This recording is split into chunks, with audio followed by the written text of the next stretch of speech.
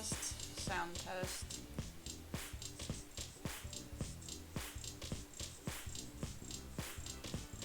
Test, test.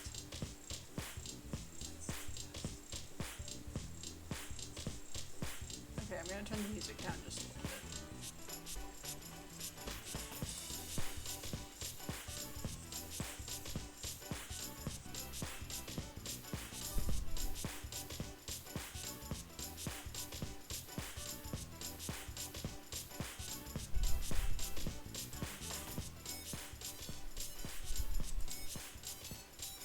Okay, hopefully that helps. Let me just make my blue sky post.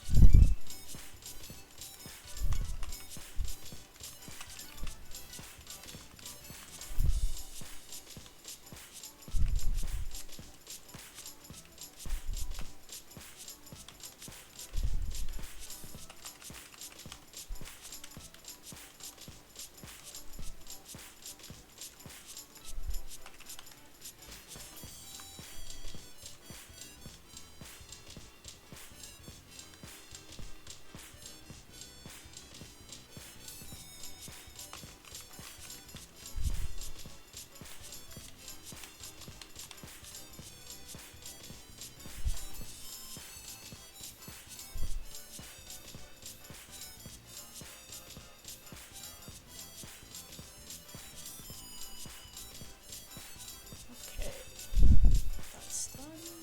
Time for art. Time for art, time for art. Makes me super nervous to have my headset mic this close to my face, but it is what it is. Alright, we're doing Kazoo and Red Kazoo today. Probably another one, but I haven't decided yet, so TBD. I'm going to do these in the same image because I think it's cool, and also I'm going to show you some old art of mine.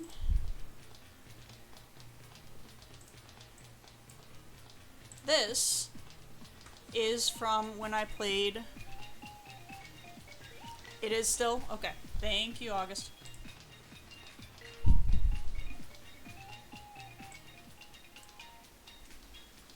Is that better?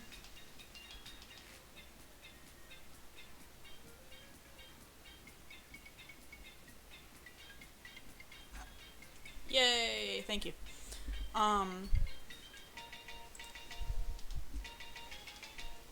This is Kazul. This was my, honestly, main tech monster, or like, things are going remotely not as I planned monsty from Monster Hunter Stories 1. You'll see this is the graphic for, like, herbs and plants have a particular graphic in each game. They're a lot prettier in Stories 2 and Stories 3. They pretty much just looked like a grass with a tuft that was either pink for not rare and blue for rare. So I just gave her a flower crown of rares. And yeah. Kazoo is cool. A lot of people are creeped out by them, which, understandable. And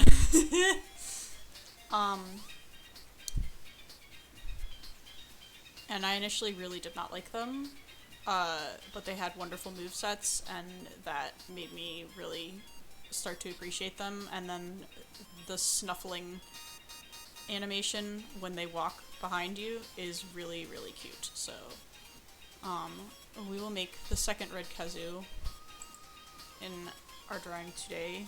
Like, the second Kazoo's red. We will make that Kazoo. Because I miss my girl.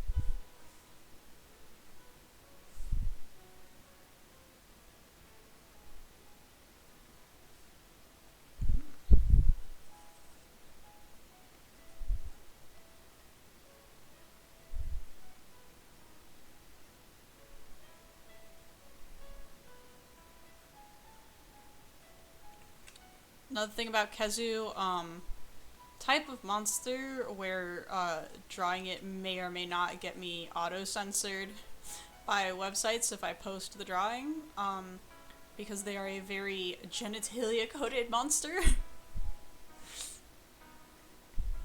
So we'll see how that turns out.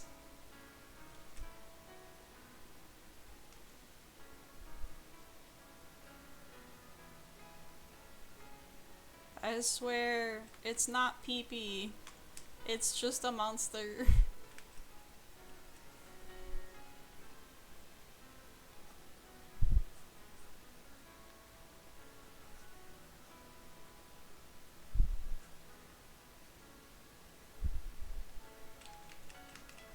Also, I have a very strong feeling that they did that on purpose.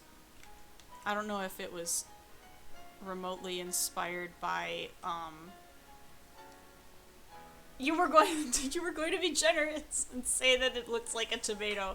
No, it doesn't.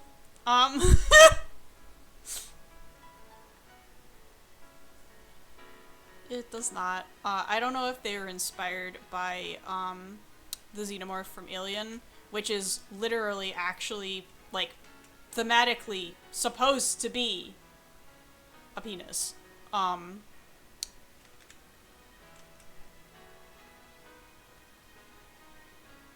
Like, there's like a whole subplot thing there where, like, Ripley being a lesbian is, like, related.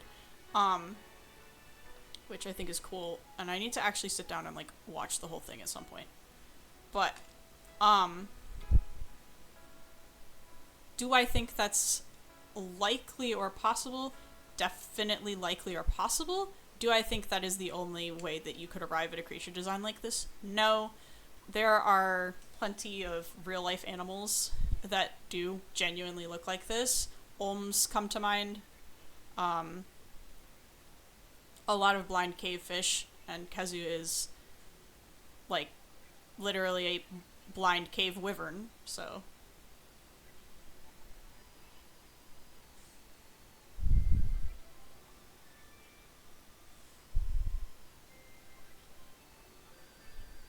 I do like that they keep putting Kezu in the game. It's not just like, this was a freak in the first game or whatever. Like, now Kezu was in Rise. I don't know if it's in Wilds, but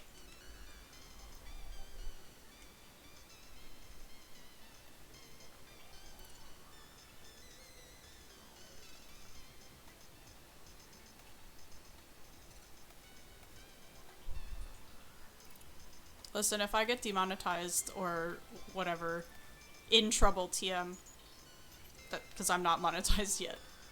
If I get in trouble for drawing Kezu and posting a drawing of Kezu, that's the way I want to go out.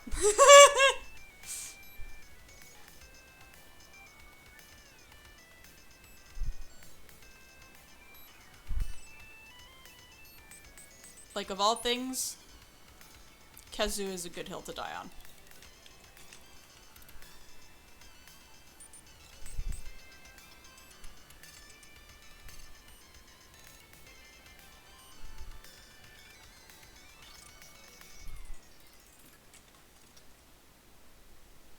Oh, that's why I'm confused. I'm like, why is talking so hard? I should turn off noise cancelling on my other headset. Okay. I can hear myself talking now, and that will make it easier for me to keep up with myself. My brain does not work very well, as has been alluded to many times before. And if I can't hear myself, I get really confused.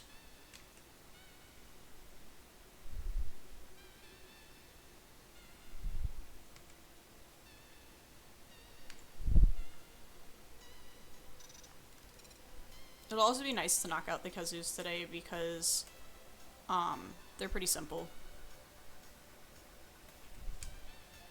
They're kind of just wyvern but make it a blob.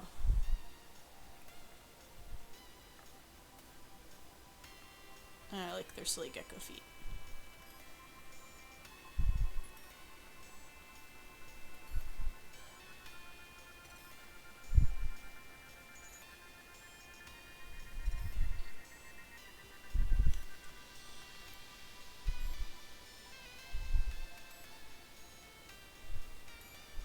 Monster Hunter was doing Toothless the Dragon feat before it was cool.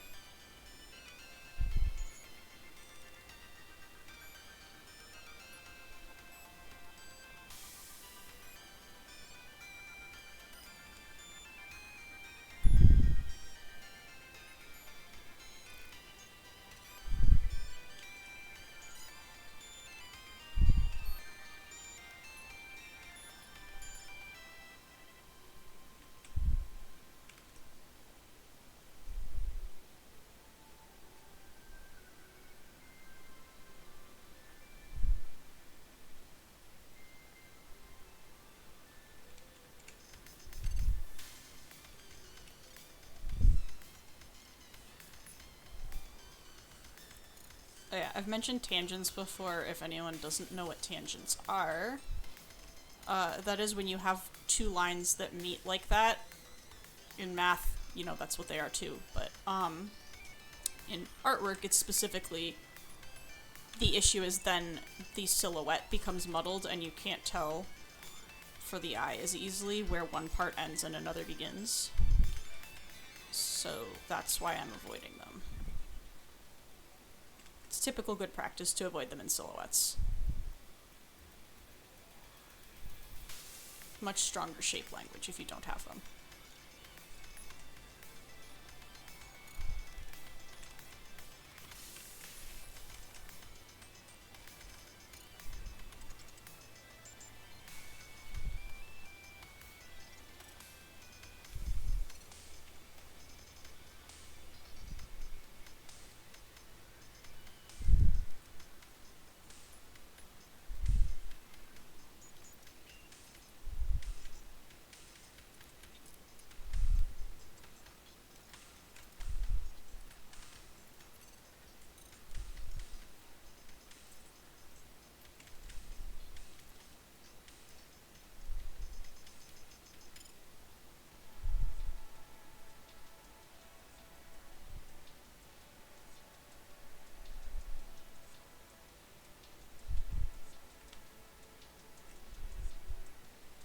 There's one town at the beginning of Monster Hunter, well, like second chapter of Monster Hunter Stories 1, where you're a rider and you've never left your hometown, and riders are kind of like secluded, so nobody knows about you. So you enter a town with hunters at the beginning of the game with your Mondayyyy with you, and everyone panics.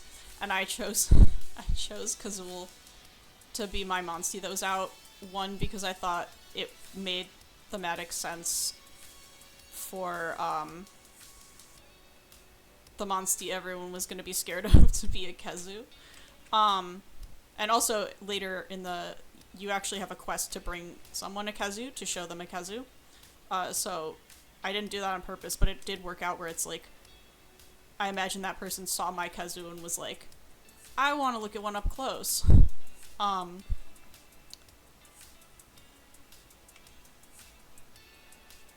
And when they're walking slowly, they're so cute. The animations.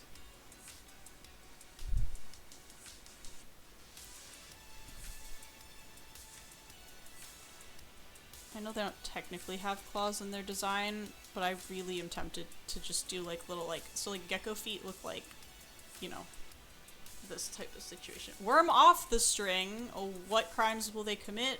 Electrical vandalism. Gecko claws are like these cute little things like this.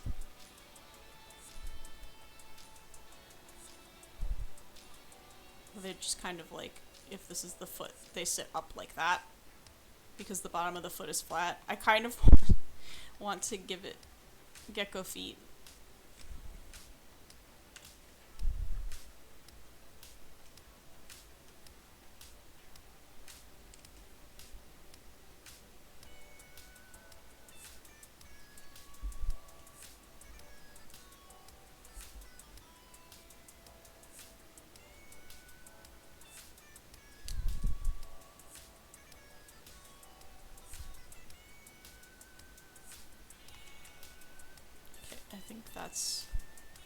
See, the issue with Kezu also is, like, The neck does stretch, but it doesn't stretch so much that it gets, like, much thinner than the head. There, that'll work better.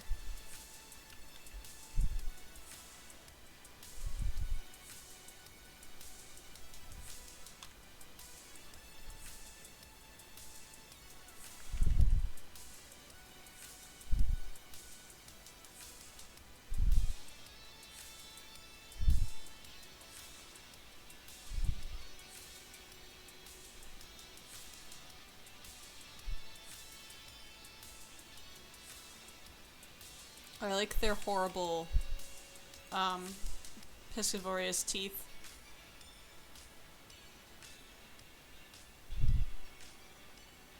Like, if you ever want an animal, like, to research an animal that's gonna have, like, the worst teeth ever, piscivores. Because fish are so slippery and slimy that they just have, like, basically a club with nails type situation going on for just, like, I don't care how, I just gotta grab onto that thing. And they've gotta be sharp enough that they actually puncture the slime coat and the skin.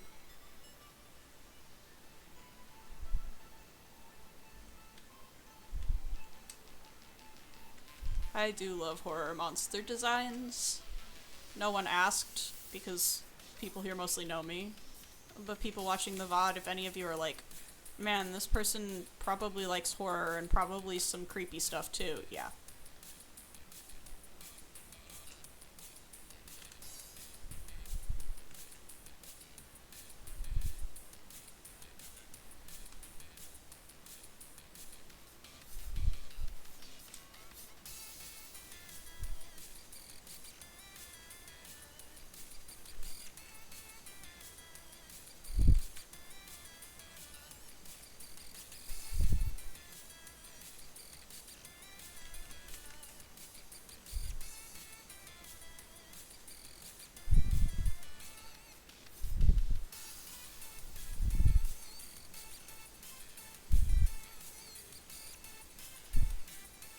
You know what? I'm drawing Kazul loafing. We need more cute Kazu content in the world.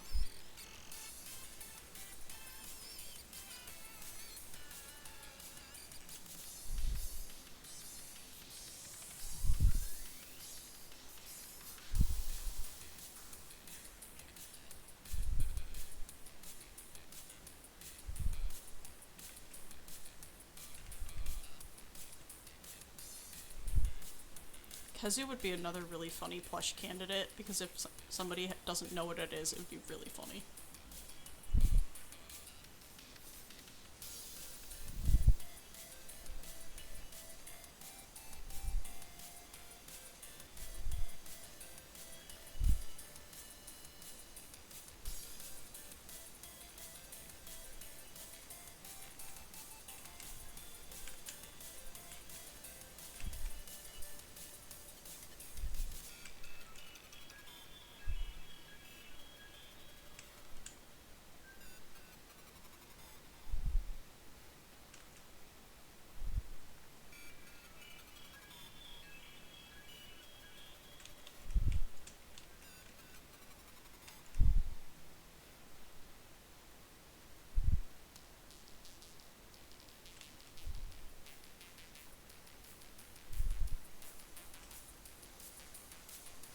The same vein as the giant microbe plushies? Yes.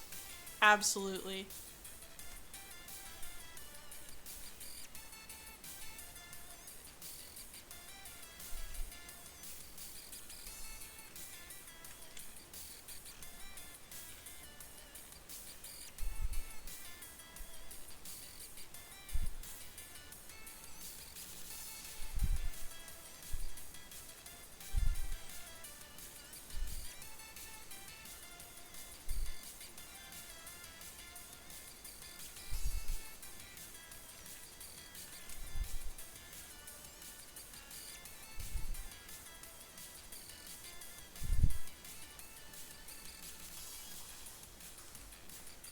Kazul is extremely polite. Again, they did not have to do that with Kazu's animations, with the sniffling and huffing and quiet walking. Kazu also has like very quiet footsteps compared to other monsters.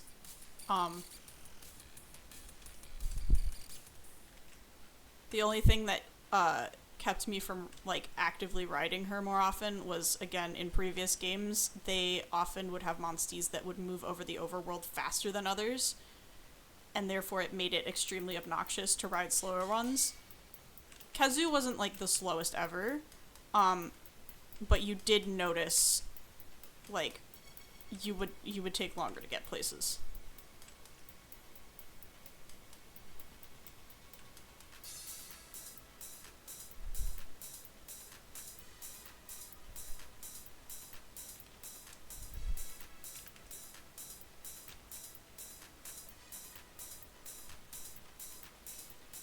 I don't know why I'm paying so much attention to the line art.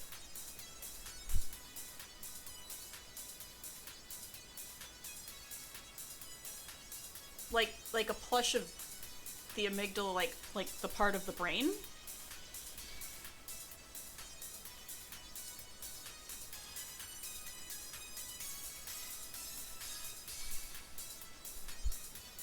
Like, I know the giant microbes people make neurons. I didn't know they made like whole organs or sub-organs. Okay, well.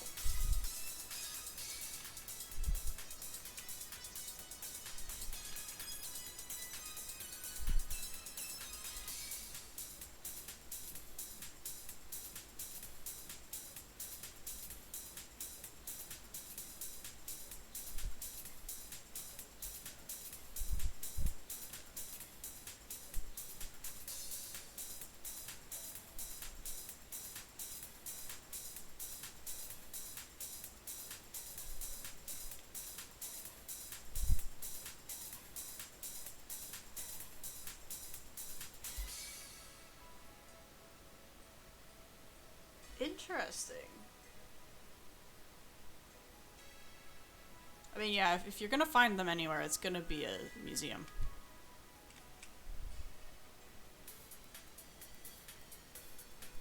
Side note, I feel like the quality of like merch in museum gift shops has really been going downhill in the last 10 years. And like, yeah, maybe part of me initially was like, oh yeah, this is just because I'm no longer 12 or whatever. And whatchamacallit, and like, you know, the whimsy is gone. But no, like, genuinely, I'll like go to museums and zoos and aquariums and be like wanting to buy merch because I want to support them. And I'm like, I can't find anything. And it's not just a price thing, it's just like your shirts are either too expensive, some of it is price, but like, it'll be like, your shirts are too expensive or for what they are, or straight up not nice. Like, the design's not nice. I'm glad there's still a museum out there that's like doing something that's okay.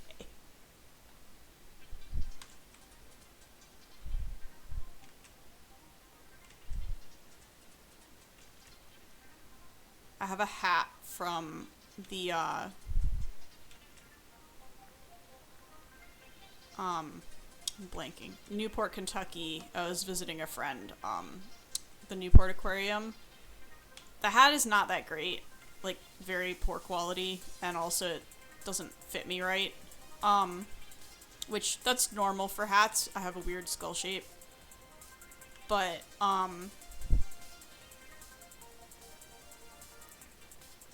the best thing that I got there was a patch.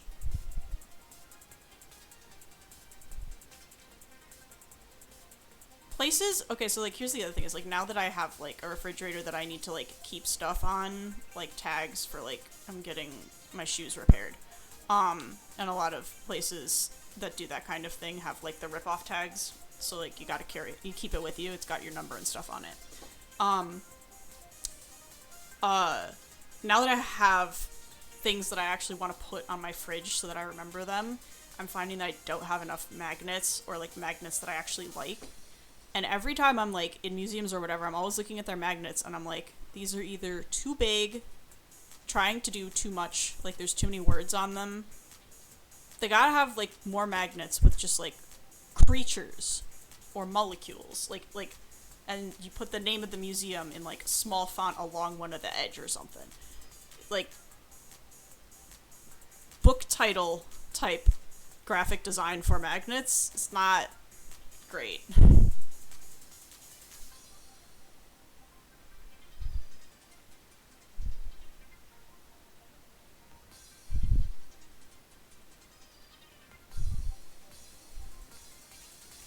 I think I need to zoom in if I want to.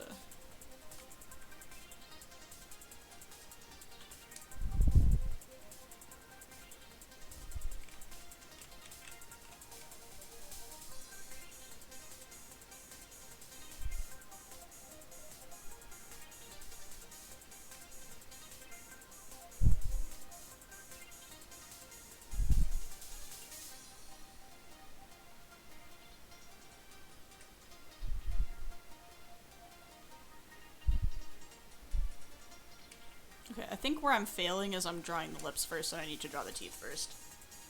The Alaskan Bullworm!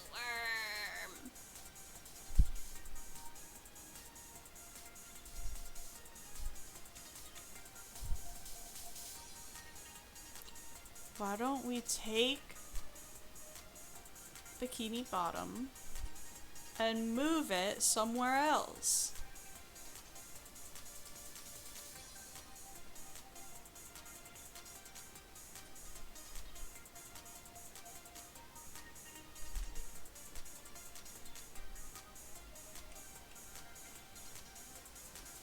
Yeah, butterfly-shaped magnet would be pretty.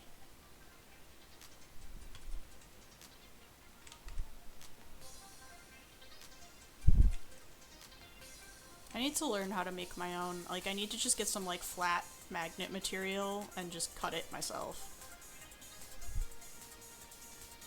I have no idea where to source that, though.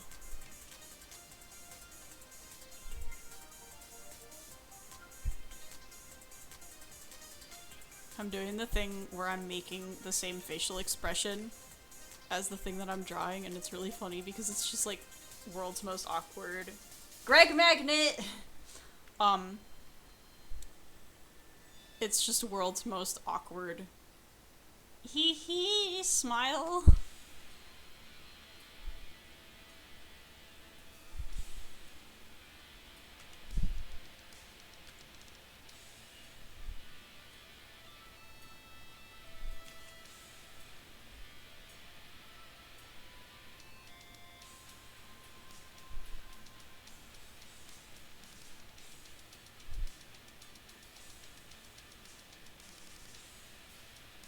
Yeah, Shade, I want to make a Greg Magnet at some point. I have no idea how, but I would like to.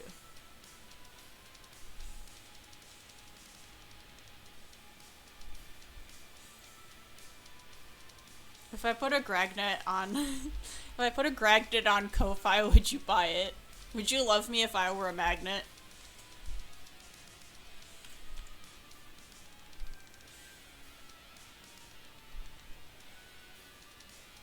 Okay, we have achieved the loaf. For creepiness, let's put some visible vertebrae on here.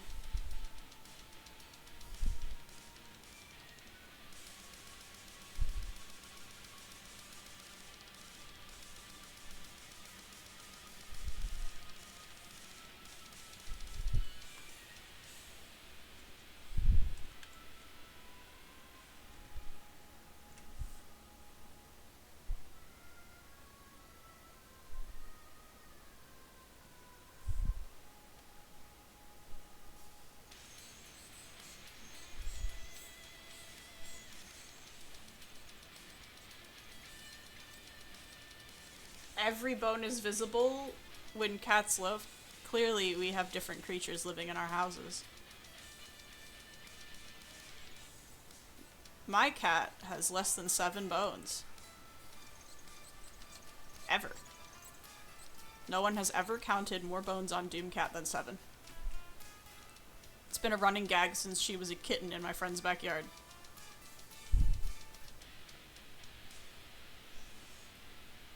It's like, we'll post pictures of Doomcat, and then,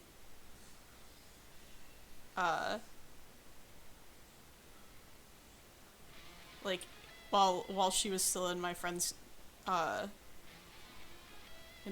care, like, my friend would post pictures and be like, 3 bones. And so then when Doomcat came to live with me, it, like, just continued. Every time I message that group chat with Doomcat, it's like, how many bones? 3? 3.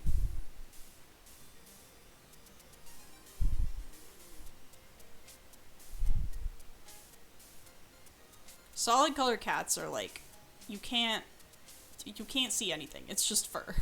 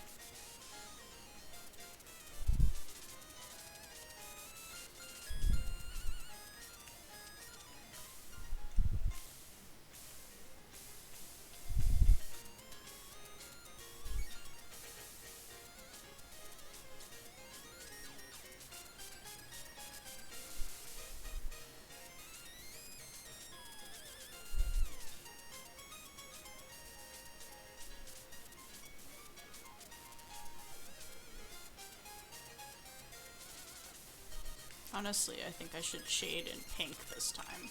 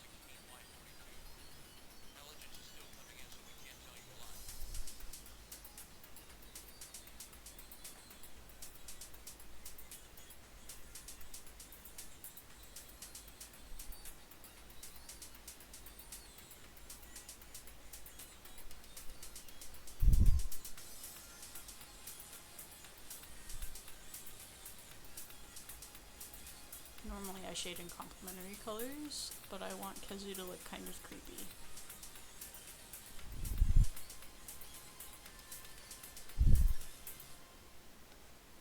So, I've mentioned before, like, who knows what on earth I'm doing in terms of my color usage. Who knows? Not me. I just mush it around like clay until it looks like I like. It's interesting, when I first started drawing and I like would follow other artists or whatever, and I would listen to them talk about their process. There'd be some people who would straight up draw what was in their dreams because they would have very vivid dreams. There were other people who would have a very like specific picture in their head of like what they were going to draw, and I was never like that. I do most of my illustration shaping on the canvas itself.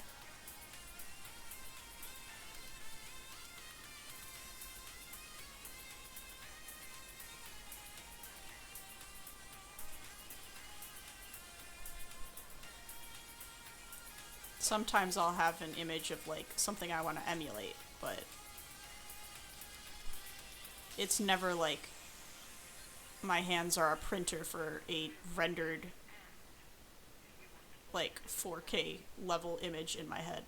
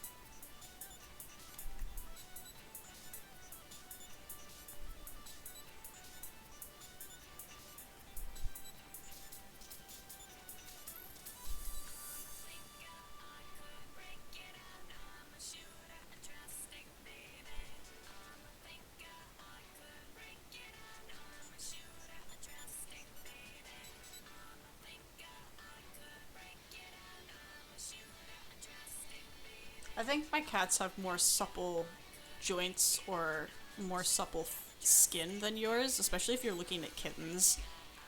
Their skin is a lot tighter than adult cats.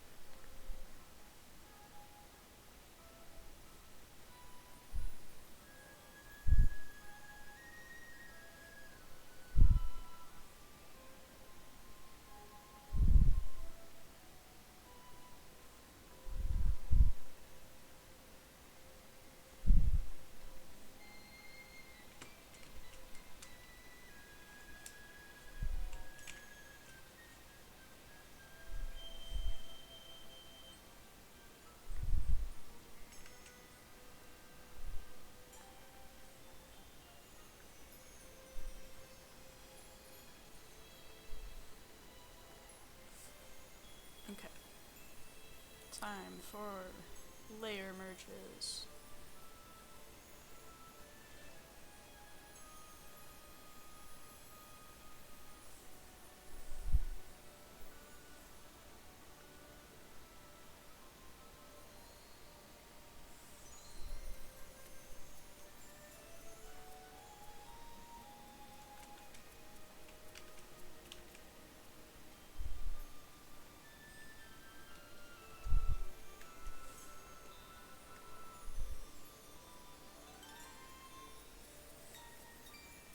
Actually, I have to go back because both of the line art is on the same layer. So I need to do the coloring together too.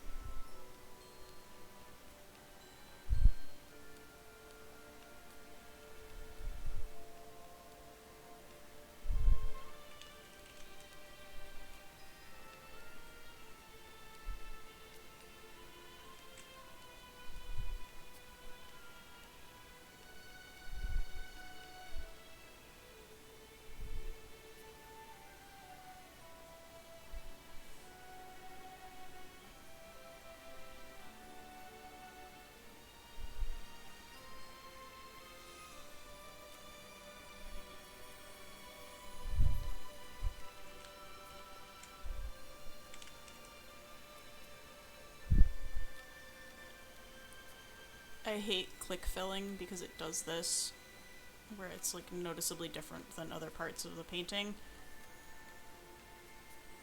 I probably should stop doing it, but sometimes you want to save time.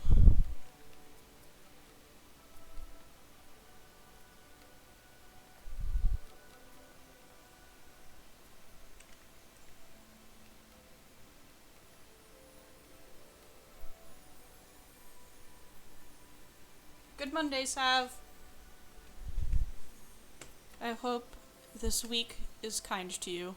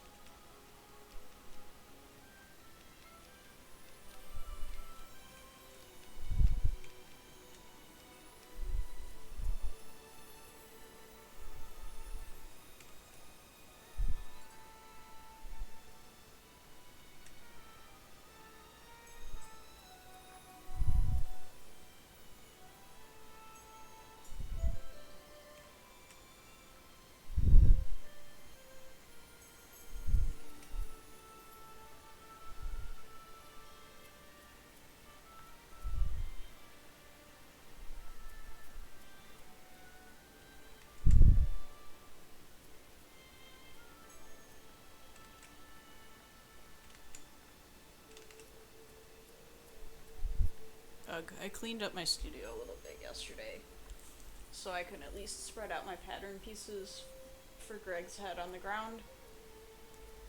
And despite my best efforts, I still lost at least one pattern piece, but that's okay, because it's the inside of the head. And I need to wait for my USB fan to get here and stick that on the inside of the head before I do anything there, so.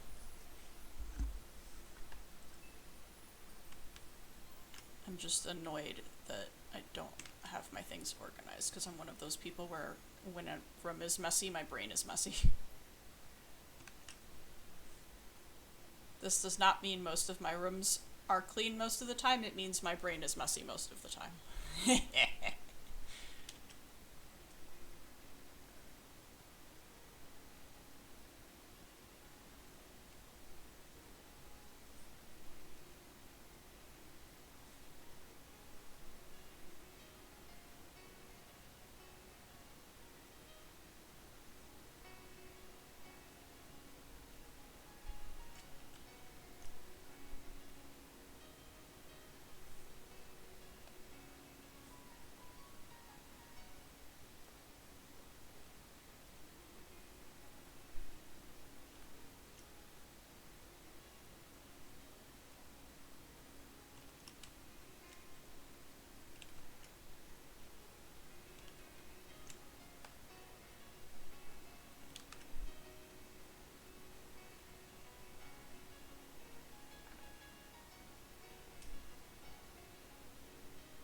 Yeah, no, my goblins keep it so that Doomcat will chew up my groceries if I don't put them away. Uh,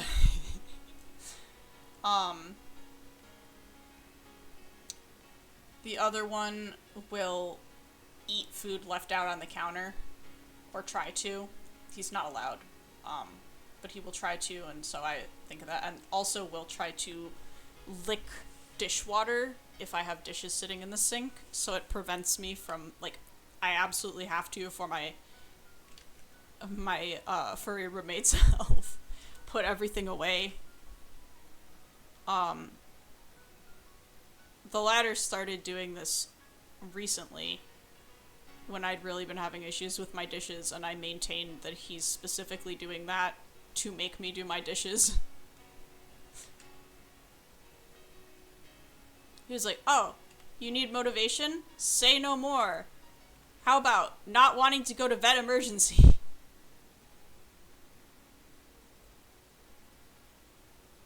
Yuck. Animals sure do be like, let me just put this in my mouth. No reason.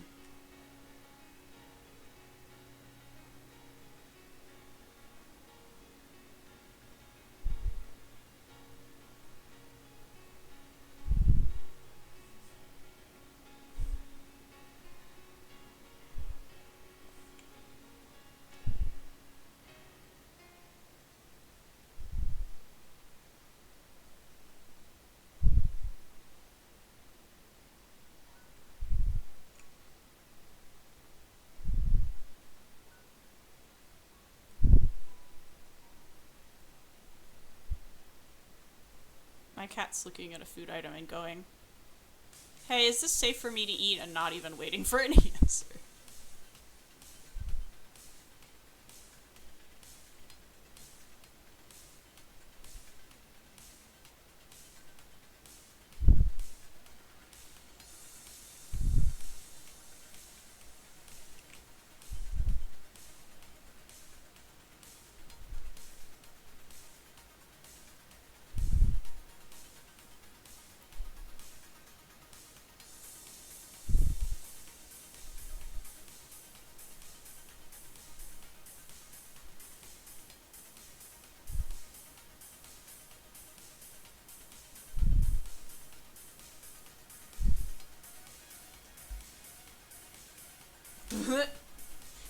To be fair, if cats grow up drinking milk, they can drink milk as adults.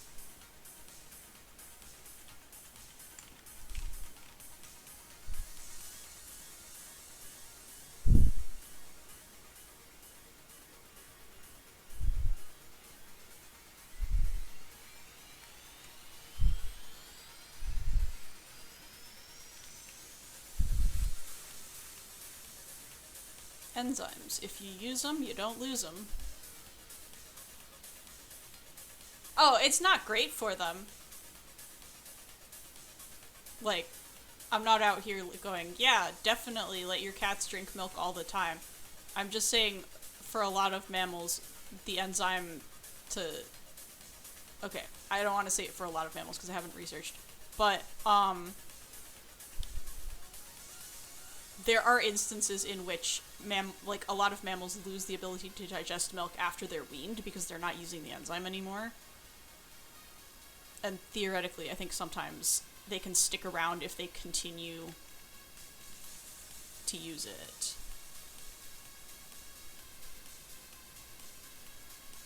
For example, there's plenty of humans who lose the ability to digest milk after they're weaned. The majority, even.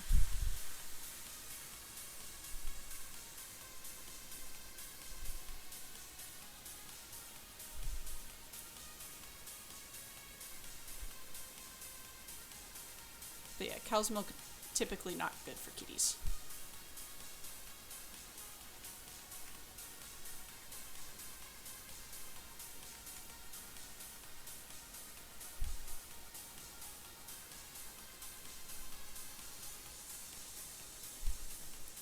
My cats don't really get people food as treats, but every once in a very long time, I will literally tap, like, my pinky finger on top of some yogurt, so there's, like, literally, like a third of my fingernail type size dollop of yogurt, like, for a taste test type thing, and I will let Doomcat have a lick of that. Feeding your cat some seal milk. 60% fat, baby! Yeah! Doomcat, one of the few, human foods that, besides, like, baked goods, because every animal will smell butterfat and go, gimme that. Or every mammal will. Same with yeasts. Sometimes, cats really like baked goods for the B vitamins in the yeasts. She did get to lick the back of the spoon for her birthday. But yogurt doesn't have very much lactose in it, because most of the little guys that make the yogurt, the lactobacilli, digest it. So there's less of a tummy hurty issue. And also I'm, like, giving her... Like, when I say a lick, I literally mean, like, one lick.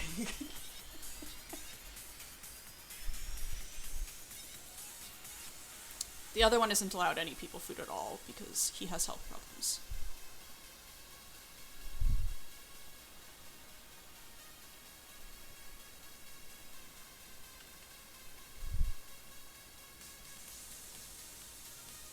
Okay, I think that's enough messing around with this. Besides, I just need to do the teeth.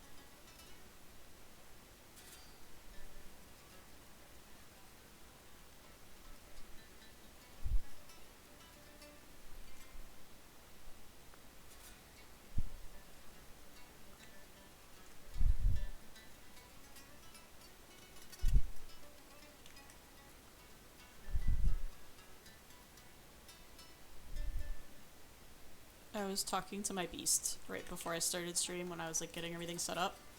And I was like, I think I should install a screen door.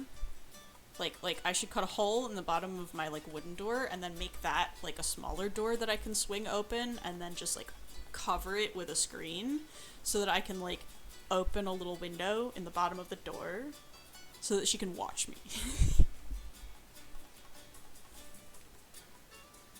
Do I have money for that? No. But when I do...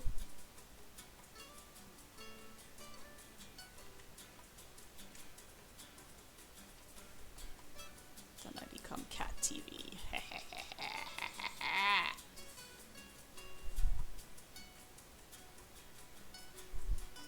Cut to me with a chainsaw.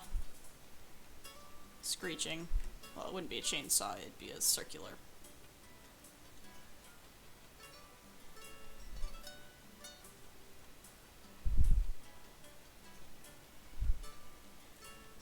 Yeah!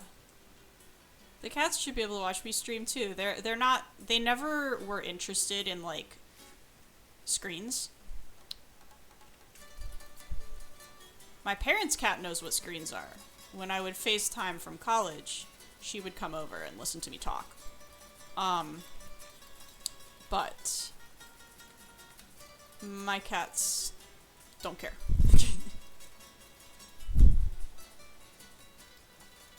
I'll like put on a stream of like, if I like put on a video of like animals or something and then, you know, show them like, you know how some cats like to like watch birds or something. Nothing. Just nothing.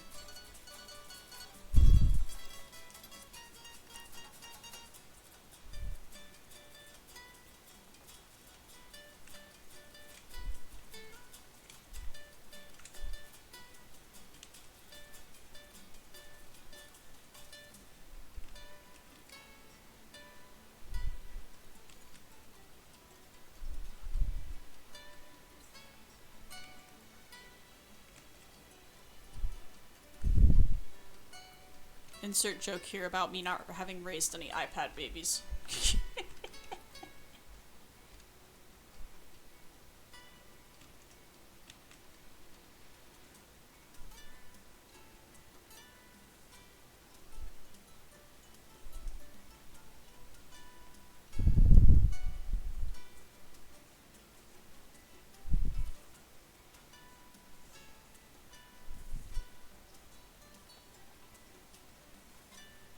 When I first got Doomcat, I didn't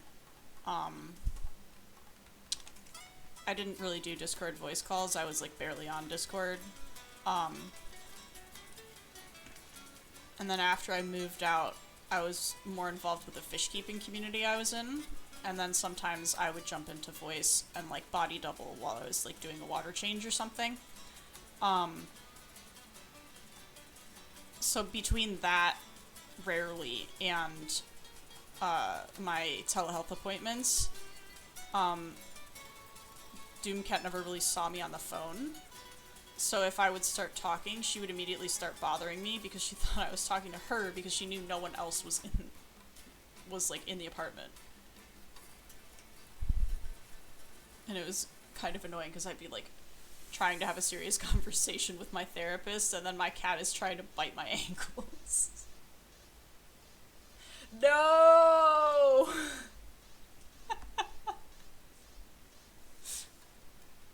Not the iPad, Squungly.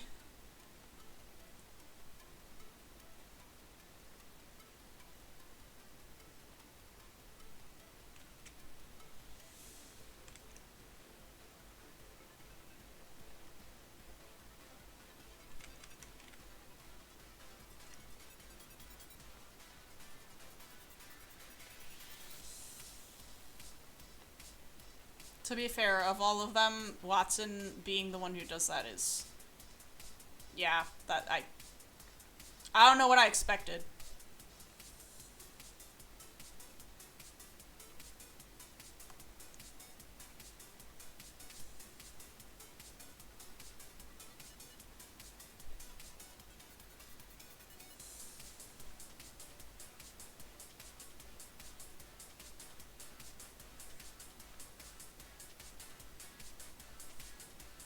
think I'm trying to make this look too nice. It's an awkward pose whenever I do these like long thin ones because I'm instinctively I'm trying like used to things like fitting into my screen. And that informing some of like what line weight I should be using. But when they're long and stretchy like this, it's a little different.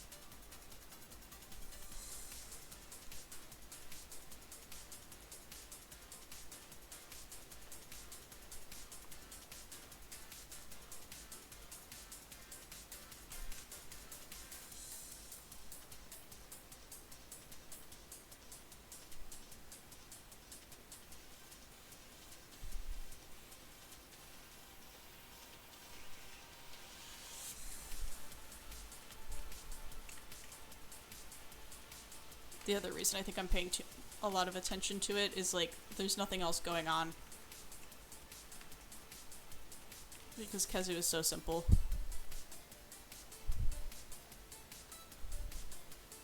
I can't really hide stuff under a texture because there's no texture, it's just white skin.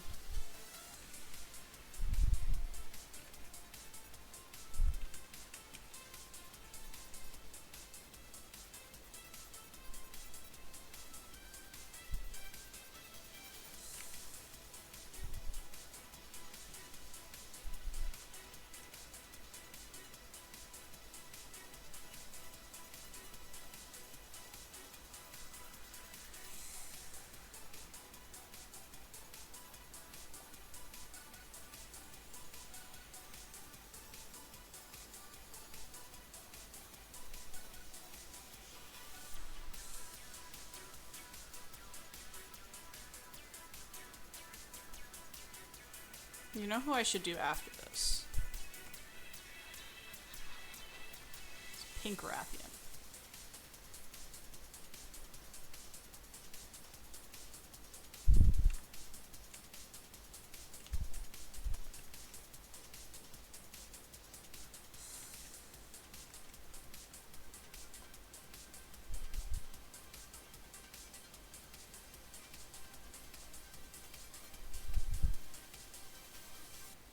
I should suffer and do the final Rathian until gold. I can't imagine they wouldn't put gold and silver Wraths in this game when they've been in every other.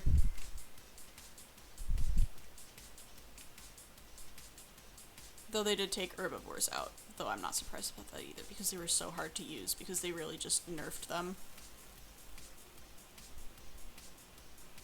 They really just went, if you want to use an Aptonoth in the game, you're such a dweeb. Nerf.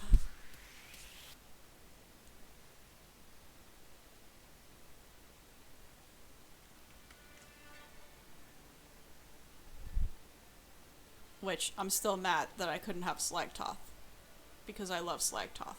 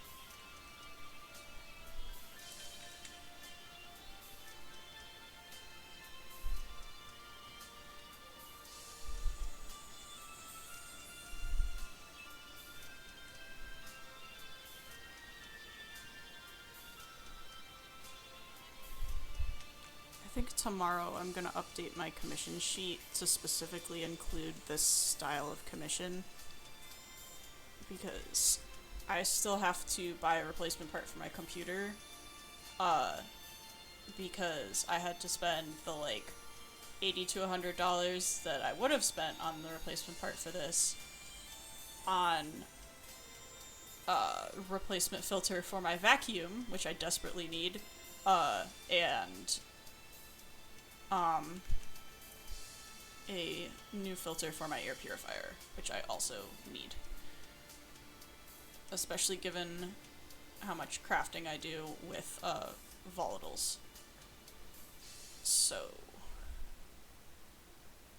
and then also my car registration. But that I, like, when you have a car, you kind of know that that's gonna happen.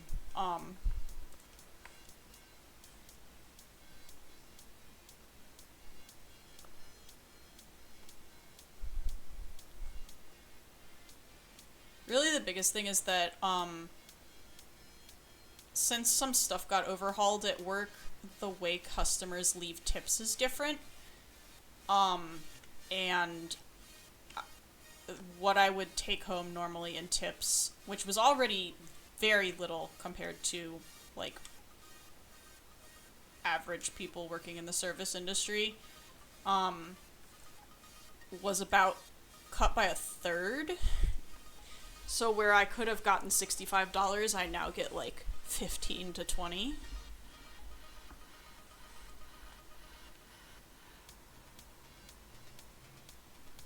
That's like every 2 weeks, by the way. That's not like a day.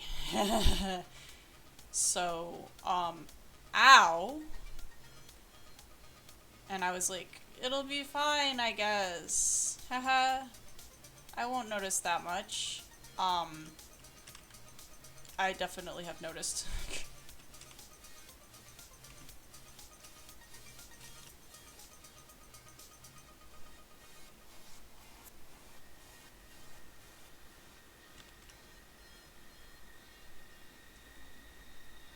The noticer?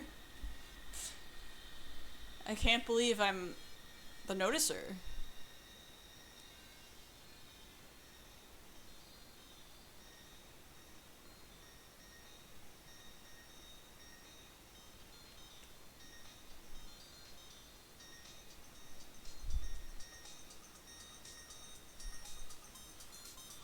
But anyway, people do seem to like these when I post them. So perhaps people would like their own personal monsters drawn in this style.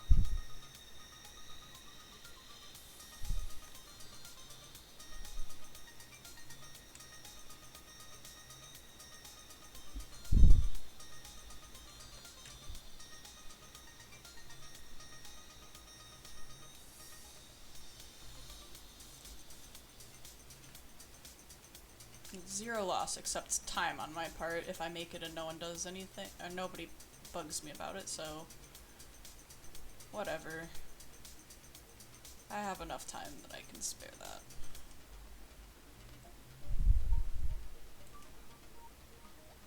My own personal monsters, you mean my cats?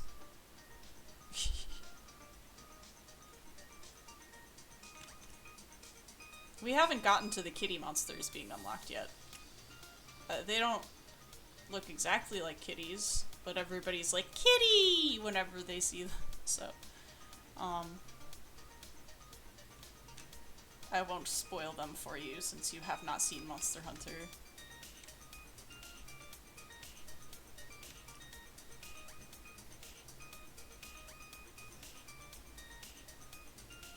They are the monsters under your bed. Yeah. Doomcat used to try to, like, chew on and, like, suck on my ear as, like, a little kitten. I don't know how that happened, but it did. So I just had to sleep with my head under the covers for a while until she stopped doing that. But definitely monster behavior.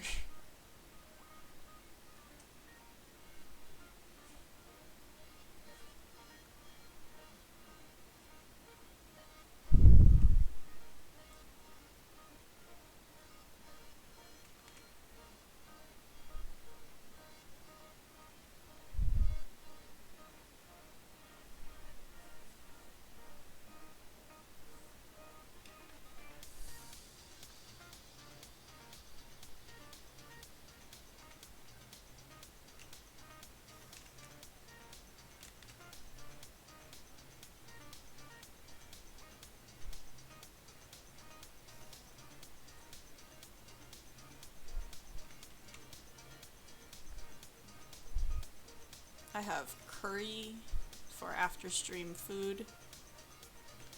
Yay.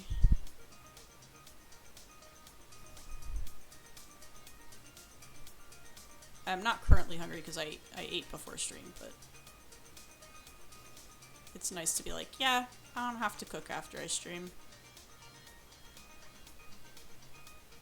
I already made it.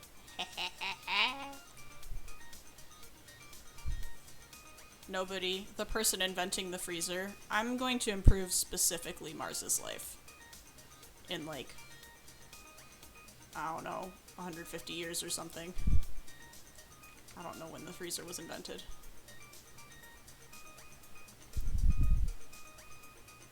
I know ice boxes were a thing for a while, but I don't know about, like, compression freezers. What kind of sausage is it?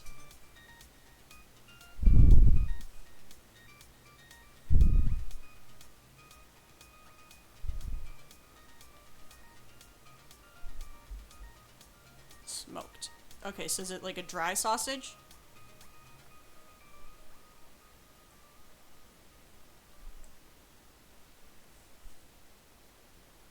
Because if it's dry, then you might just be able to get away with like a charcuterie board.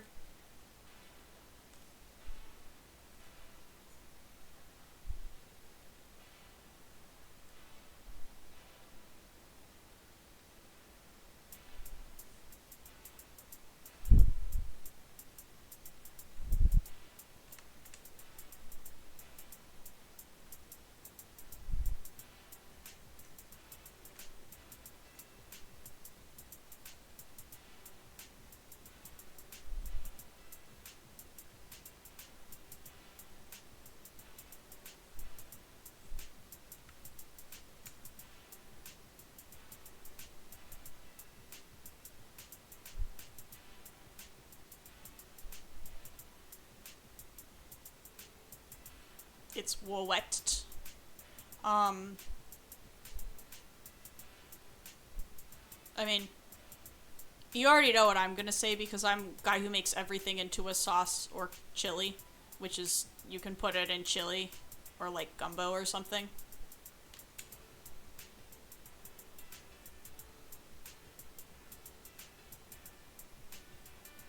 I mean, you can also just still do charcuterie board even with wet sausage.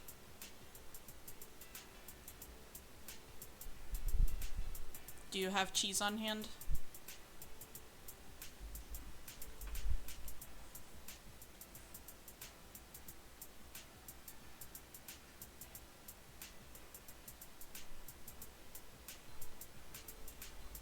Cheebs.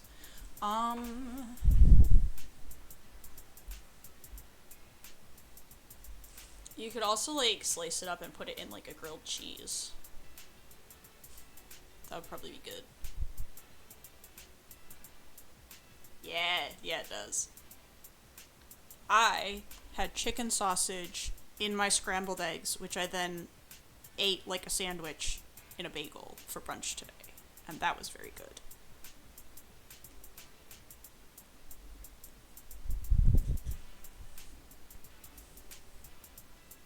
Scrambled eggs are another like vehicle to cram other foods into that people are kind of like, oh, well, you know, if you're putting food into eggs, do an omelet or whatever. And it's like, you can put them in scrambled eggs too. Yeah, thank you. I thought so too. I was like, this is the best like breakfast brunch I've had in a while. I'm kind of out of ingredients, spelled with a CE. Right now, I have to make a pilgrimage to the grocery store down the street. Basically, eggs are just like, if you don't know what you're doing and you have eggs, just shove everything in there and they'll like bind everything together. I also, one of the few like expensive foods that I generally shell out for, I get golden yolk eggs because you literally can tell. And I'm like, I will pay a couple more bucks to have eggs where like I'm like, okay, this is great. I will just be like satisfied for several hours instead of hungry again in an hour and 30 minutes. Eggs and butter, depending on how much more extra the butter costs. The hand churned stuff you don't necessarily need if it's like a tight budget thing, but if you want to treat yourself in a way that will show up in almost every meal you cook, just like higher quality stick butter. Everything you fry in it will taste better.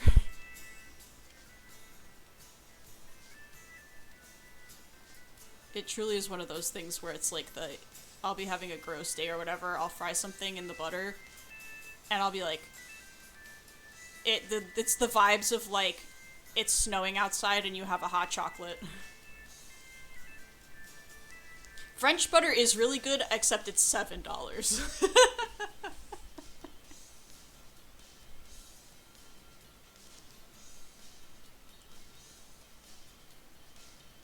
We get that for like Thanksgiving. Or if I'm inviting people over for dinner where I know like we're gonna need vast quantities of butter for things, then I'm like, okay, yeah. I can't justify it for myself, but that doesn't mean other people can't.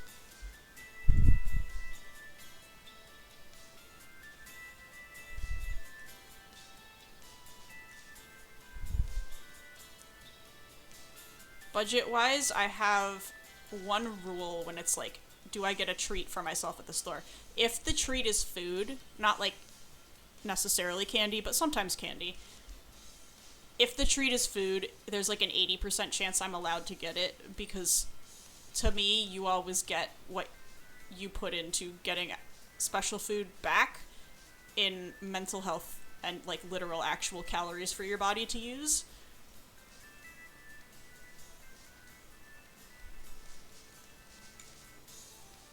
And then I have more energy with which to address the horrors.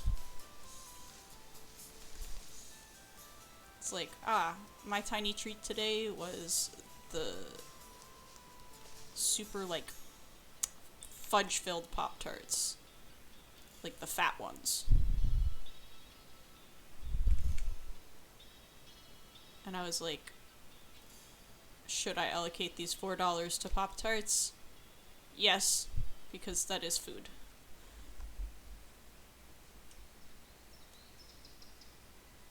To be fair, tiny treats are necessary. It's enrichment in my enclosure. Cashews and Bulbasaur Goldfish is not the worst snack. It's kind of the same vibe as me last stream where I was like, yeah, crackers with almond butter. The other thing your cashews aren't is mixed with oil. That's what nut butter is, so.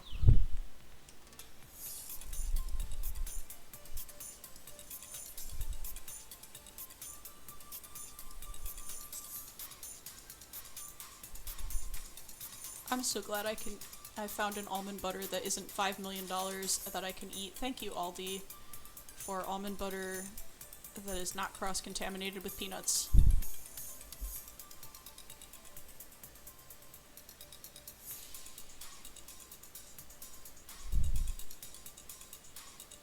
Thank you, Aldi, for a lot of things. Thank you, Aldi, for letting your cashiers sit. Thank you, Aldi, for not completely maximizing your profit margin when you probably could charge a lot more for the same food.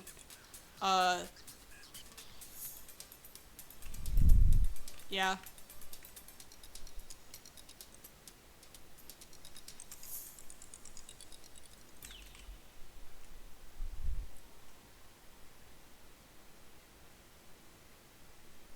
Yep. Mr. Barbecue's house, is from Aldi. And when my siblings still had their cat, rest in peace, buddy,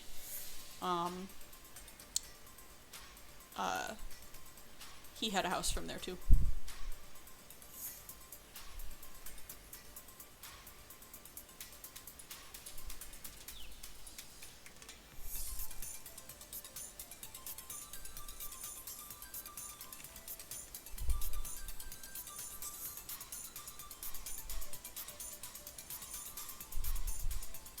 I think Aldi also pays like $18 an hour.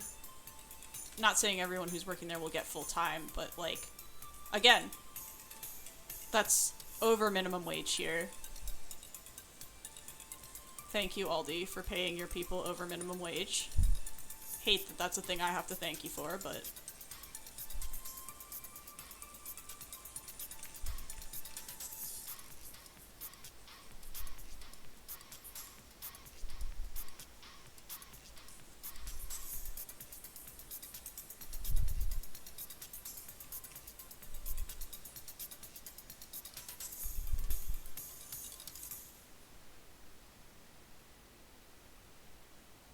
I should write into my senator and be like, I'm sure other people have too, but add my voice to the, we need to raise minimum wage again. Inflation has gone up so much. And yes, it's nice that minimum wage here is a lot more than it is in some places, but it ain't enough.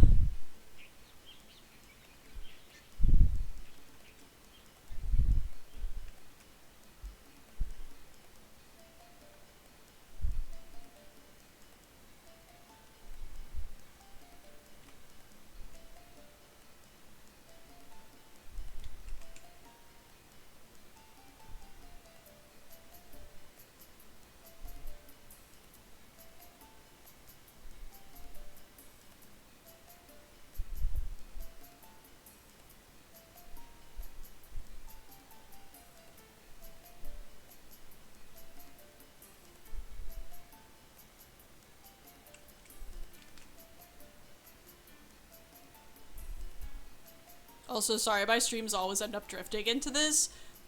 This is just how it is. These are genuinely things that I think about and not just like, I should go on a soapbox on my stream. Like, no, I'm like thinking about how much money I have right now.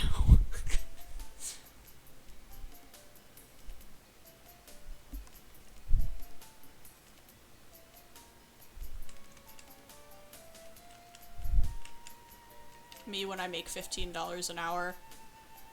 I can't stop thinking about how I make $15 an hour, and that's minimum wage here in this major metropolitan area where there's nothing to rent for like under $1,000. Really, it's $1,100 was the lowest the last time I was looking, and I haven't looked in like a year, so it's probably higher.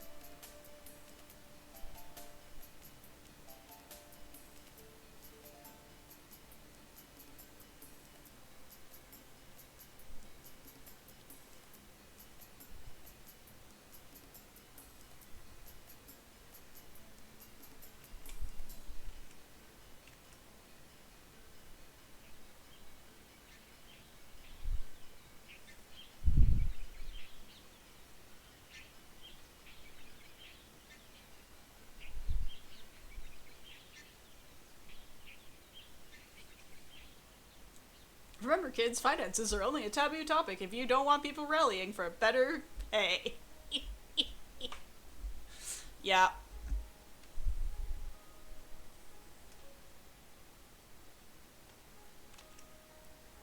I still run into people where, like, at work, if you ask them how much they make, they're like, we're not... Isn't it, like, not allowed to talk about that? No. How much do you make? Because if you make less than me, you should ask for what I make.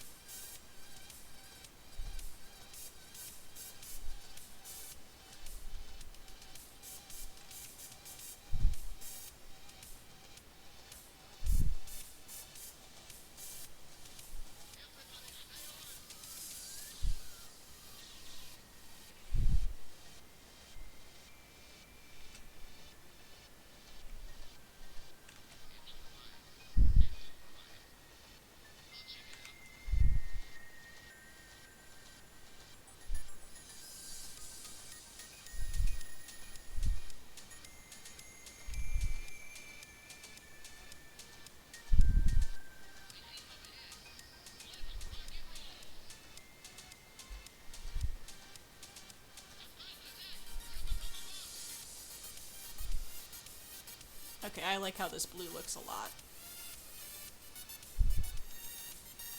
You get the darkness, but also, if you look closer, the saturation.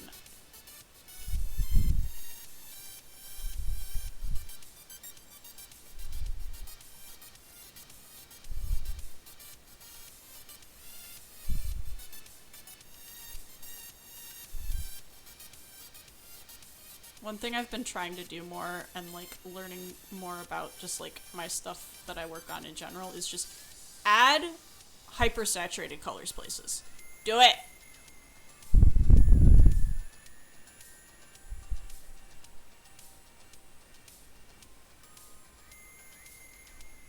Yeah, shadows should never be black. Unless you're like trying to do like a hyper realistic image and like that's what they are in your reference. It flattens and desaturates the image when you use like straight down here.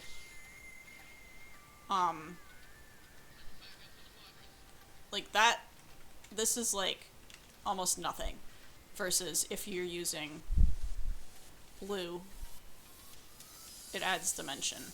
Even this, the line art, you'll notice is not completely black. Oh, you can't actually see my color. No, you can see my color picker. I don't ever use 100% black. Like this whole across the bottom, it's all the same. You can change this between a triangle or a square. I learned to draw in the limited Photoshop elements that came with my ancient Bamboo Create, and that was a square, so I get weirded out when it's not a square. But ultimately, this is just the whole bottom line is true black.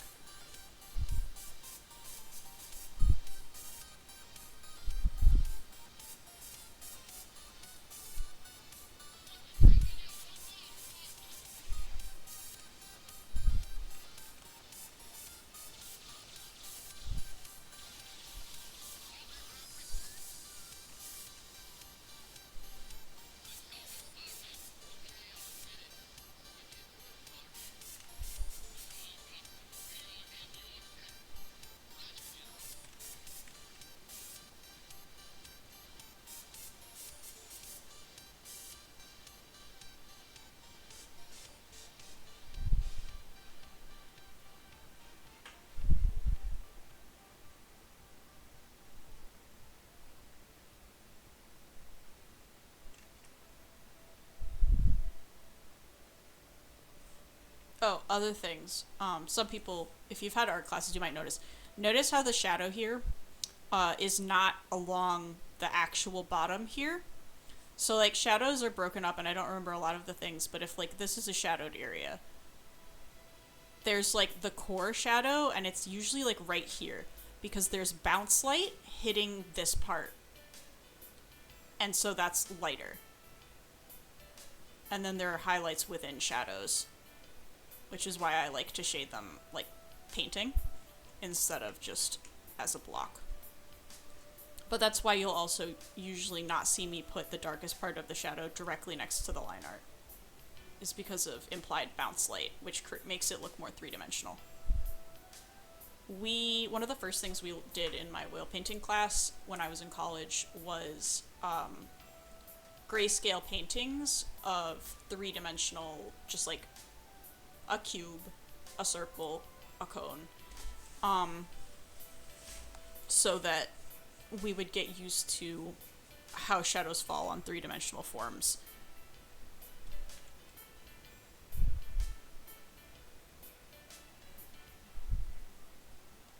And it wasn't something I had known about before taking that class.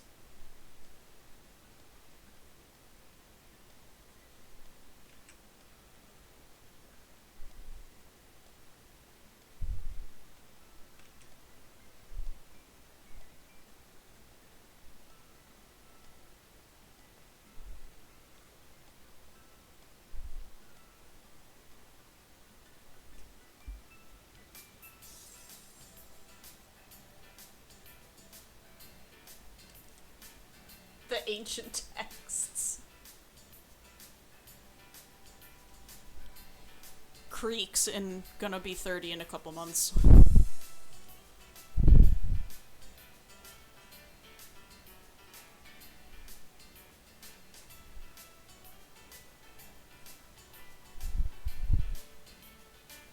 I feel so old whenever I join, like, any type of community Discord server.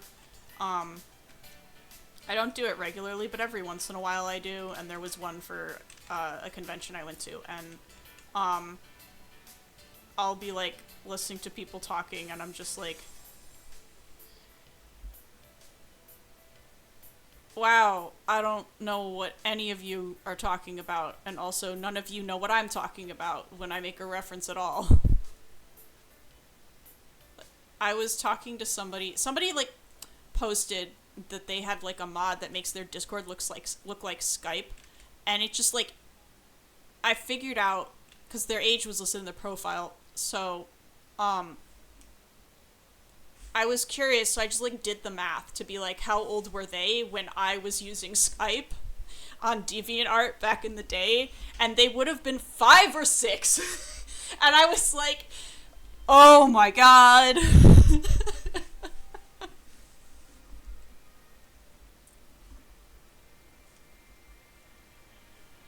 It does not, like, it feels like it should be way more time that's passed. Like, 2012 was when I first joined DeviantArt.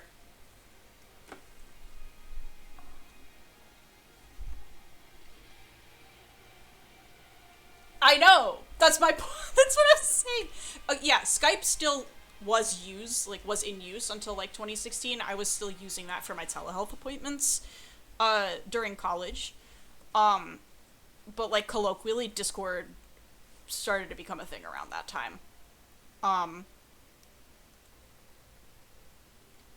but, like, based on the age of this particular user, they would have never been on Skype when it was Skype. So the idea of having a Skype interface for their Discord was, like, a retro throwback for them. And I'm like, that was just me in high school.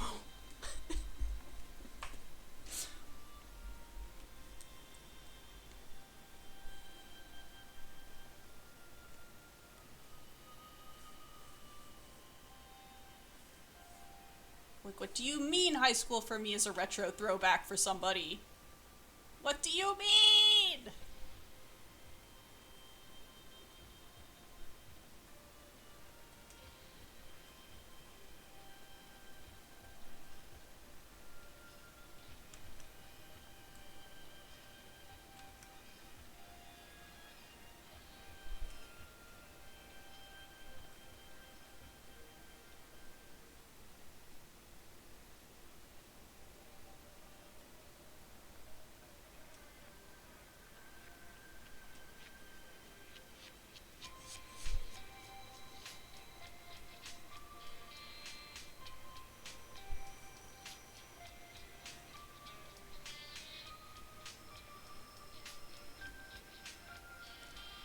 To be fair, you were not missing much. It was notoriously memed on because of the load it put on your computer, because a lot of users just, like, didn't realize you could turn off the whole launch this app on startup. And also, you could never quit Skype. I think there was, like, literally a meme of, like, someone trying to quit Skype. Like, the idea being, like, you know, if you were just the average user that doesn't know how to, like, go into control panel and disable it as, like, it would just minimize to the system tray, and it would absolutely wreck your computer's startup speeds, especially because, like, quad cores were common at the time, but they weren't, like now if you just go out to buy a laptop, you will not find dual cores. Dual cores were still fairly standard if you were buying a computer, and so you only had 4 threads, and less RAM, also, than, like, what's standard these days. So if your computer was trying to, like, wake up but also start Skype, which was, like, also a real-time, like, it would update, you know, your messages in real time, it would really slow your startup for your computer. So if you didn't know how to turn it off, it was like a plague. The first thing, I had never had an app at that point that started, that was like, yeah, boot, start, like, open the app on boot. So, like, the first thing I did was, how do I turn this off? And I was lucky I live in a tech-savvy household.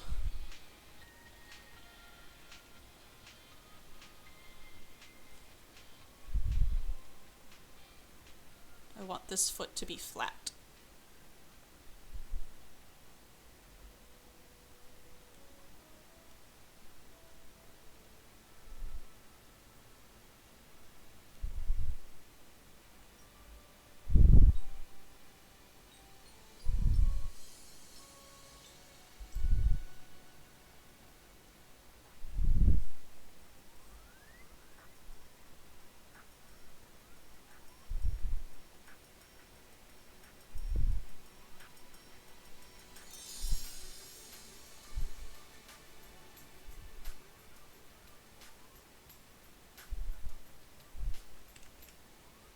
Okay, that looks a lot better.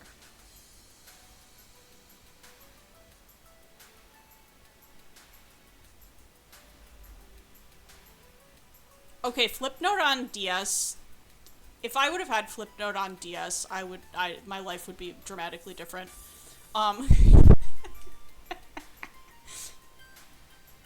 don't know if any of you follow Kiki Flipnote. If you don't, he's awesome. He's the one that makes those little bouncing animations of, like, foxes and pigeons. Most of those are done in Flipnote, and that's, I believe, how he taught himself to animate.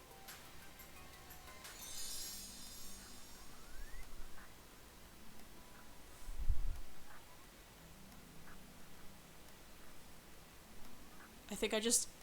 Either it didn't come with my hardware, or if it came free with your Xbox, I didn't know it was there.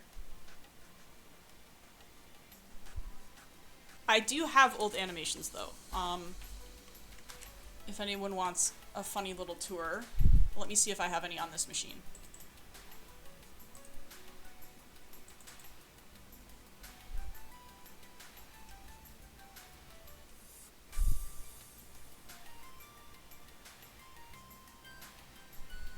I do not on this machine, but I do have on the laptop right next to me. Search.gif.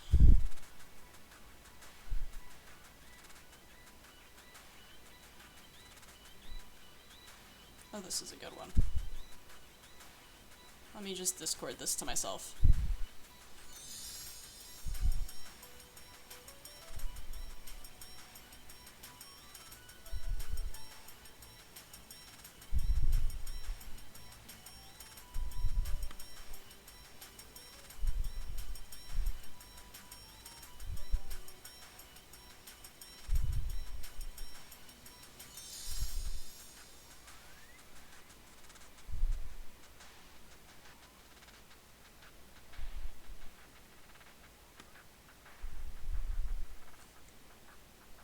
Okay, let me open those, and then I'll switch my broadcast to photo viewer so y'all can see.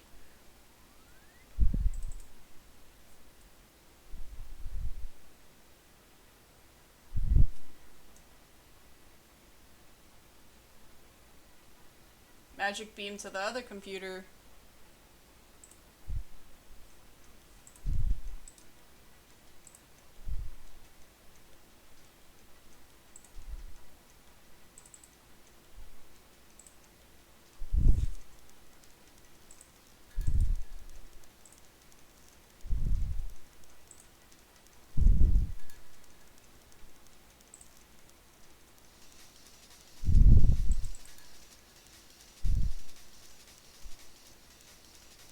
Okay, let me switch for you.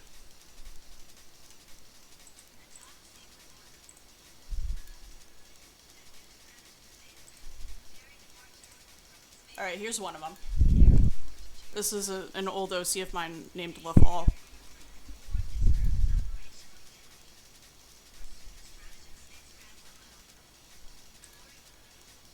Also, I've had like 6 signatures over my lifetime, that's why it's like this. I did used to have everything up on my DeviantArt, but once they started training AI and scraping off of that and there wasn't a way to opt out, I nuked the whole thing. I downloaded everything and nuked it all. Which I'm still mad about, but because it was nice being able to read, like, the notes that I wrote when I posted things. Yeah, well. So that's one. I really do like how that one came out. And then a more recent one is this one, which I made in, like, what's the file, or the age on that guy? View details. That one's from 2022.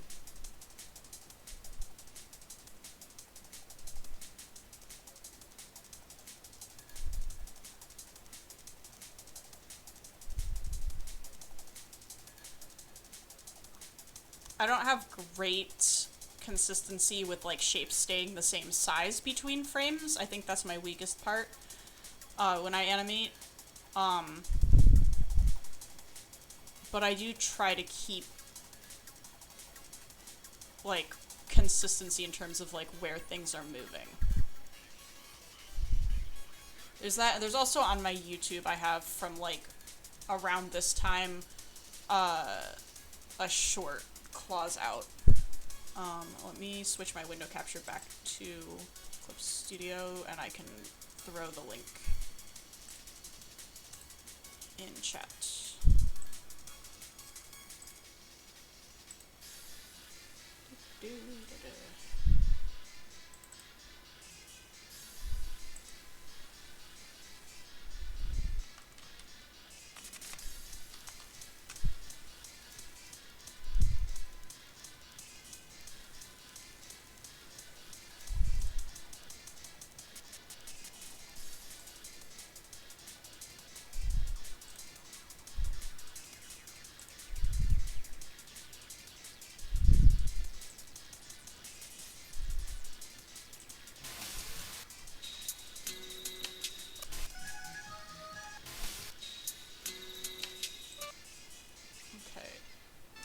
You could not autoplay.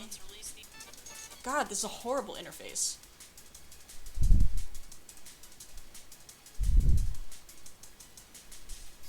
Sorry if you guys are getting conflicting music stuff. I'm trying not to click the audio. Actually, hang on. Let me open my mixer. And then just turn Chrome off. There we go. Now I can find my shorts. Share. Copy.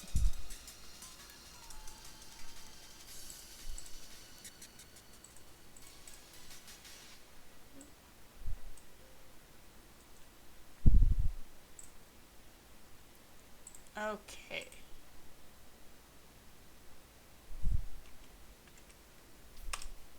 There you go. Heads up for 9 Inch Nails loud music for that short. But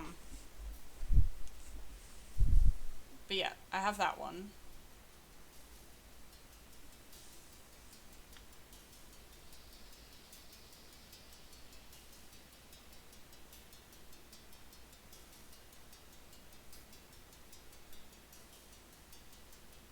Also, if you get sign in to confirm you're not a bot, just ignore it, honestly. You can just go find it later on my channel.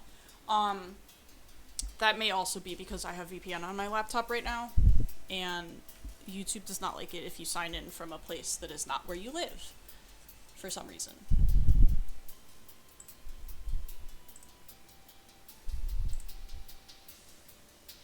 Okay, back to Kazoo. I have 1 hour left, and I do actually want to do an illustration for something. So I think I'm done with them. Yeah, I like how they came out.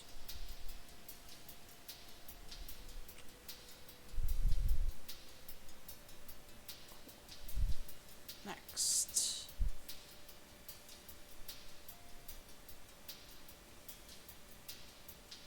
The them part. Yeah, thank you. Okay, I was gonna do Pancrathian.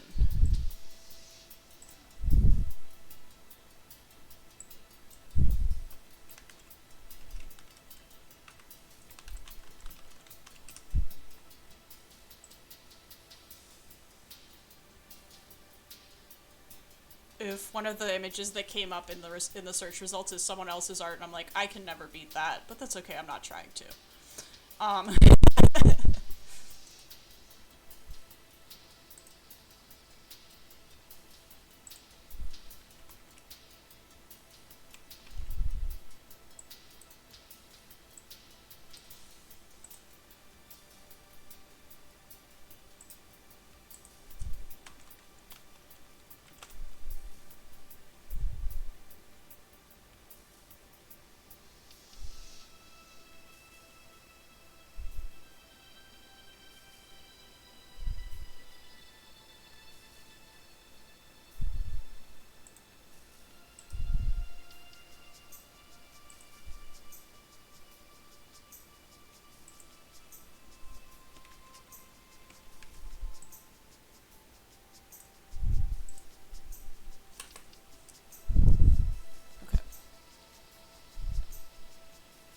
Fun fact about my process for people who do not know: when I try to do like full paintings or full illustrations as a thumbnail first, the idea being I can convey better composition if I start in a limited space with limited detail. I can focus more on how they talk to each other.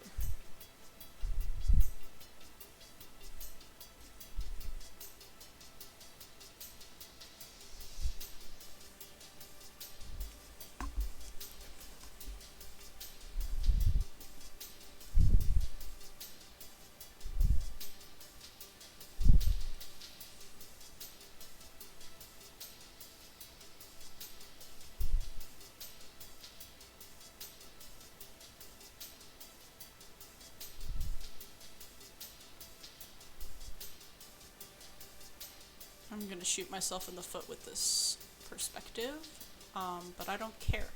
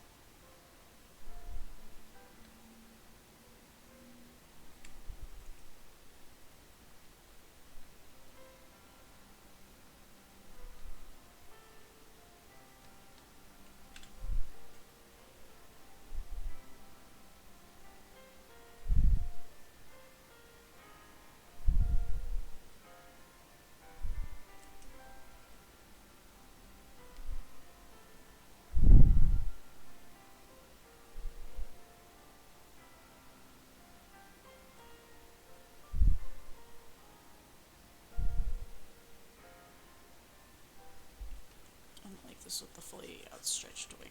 We're gonna do this instead.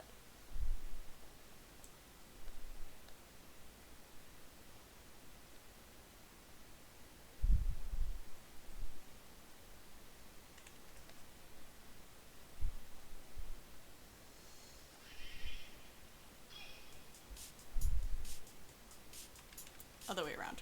Okay. Bottom wing is straight.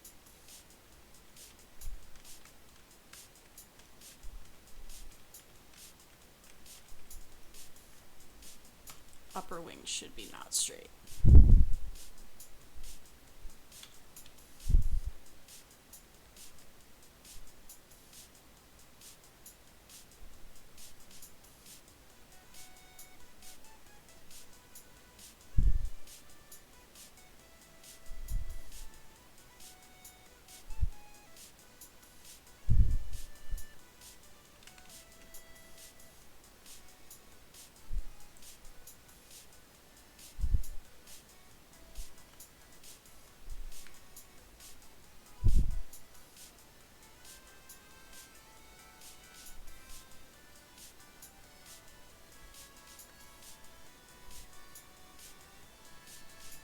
We're gonna do less foreshortening. Still some, not as much.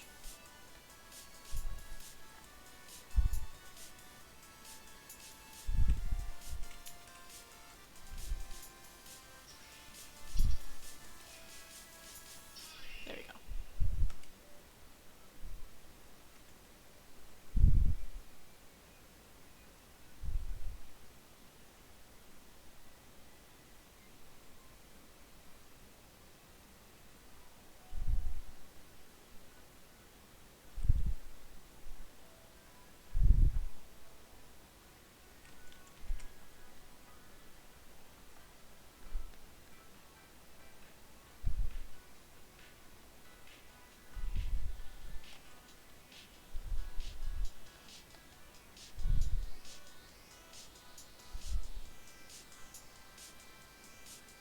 This is such an ugly sketch.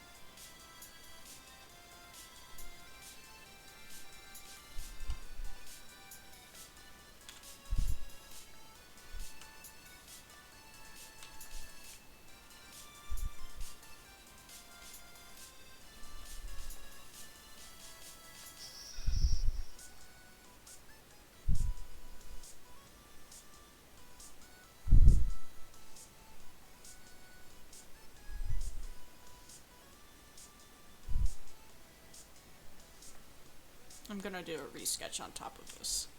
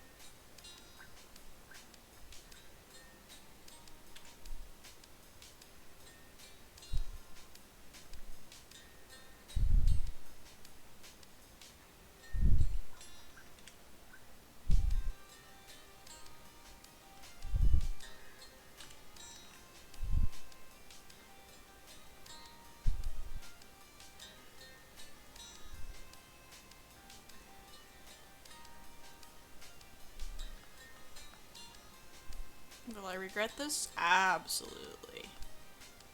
Hehehe.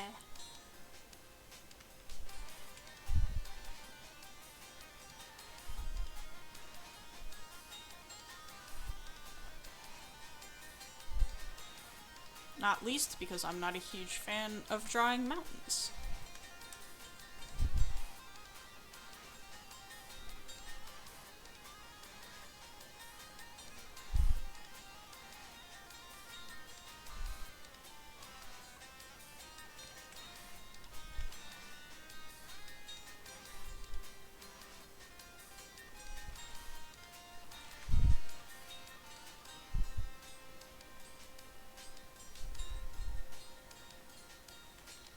No, I don't want the horizon line that low.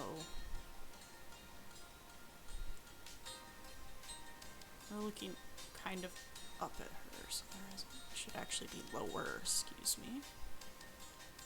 Okay. That's enough of that.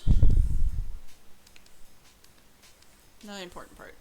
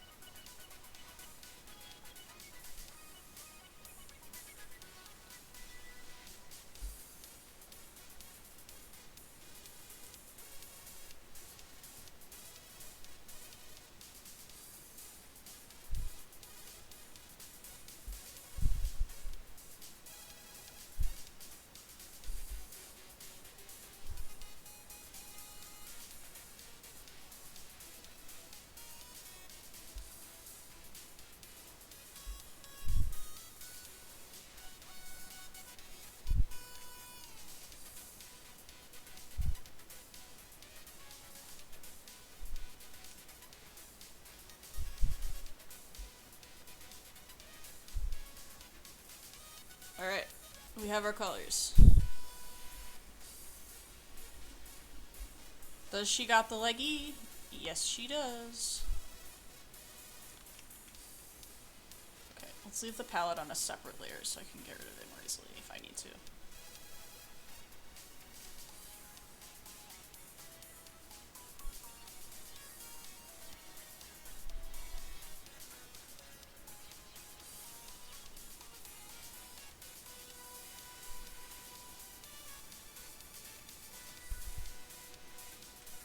The real question is, why am I doing this to myself? And the answer to that is, I want to get better at painting.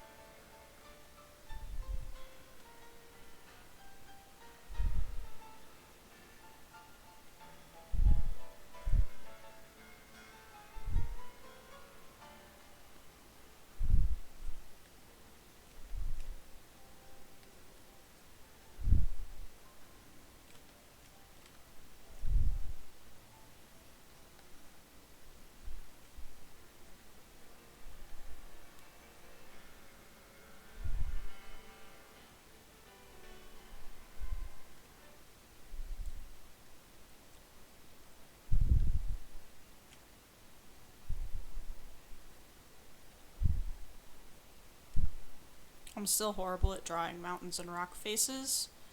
That's another thing I want to get better at, and it is not intuitive to me.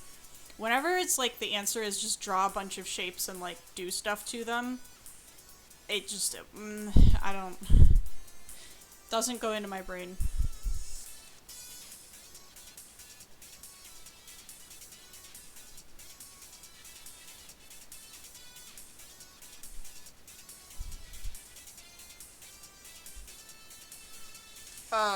Brush properties. Let me open it and then I'll change what I'm streaming so you can see.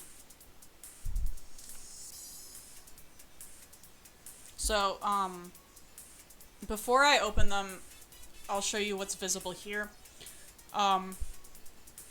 This one, I don't code brushes, I just alter them. It has amount of paint, density of paint, color stretch, which I don't use, textures and texture densities. Each one of these little blurbs opens a submenu. I'll show you amount of paint.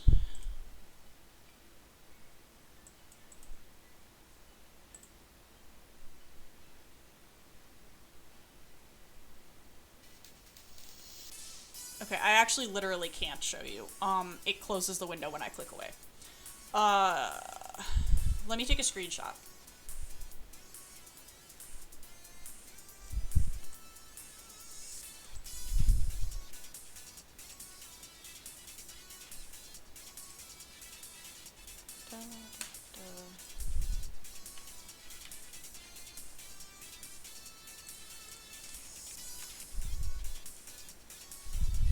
Here.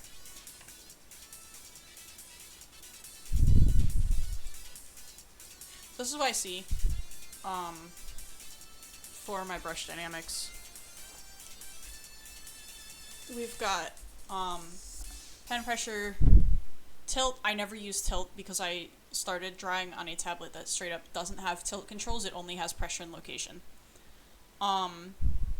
Velocity and stuff is like how fast you move your brush. Sometimes that affects the way that it's put down. I'm not really using that on this one.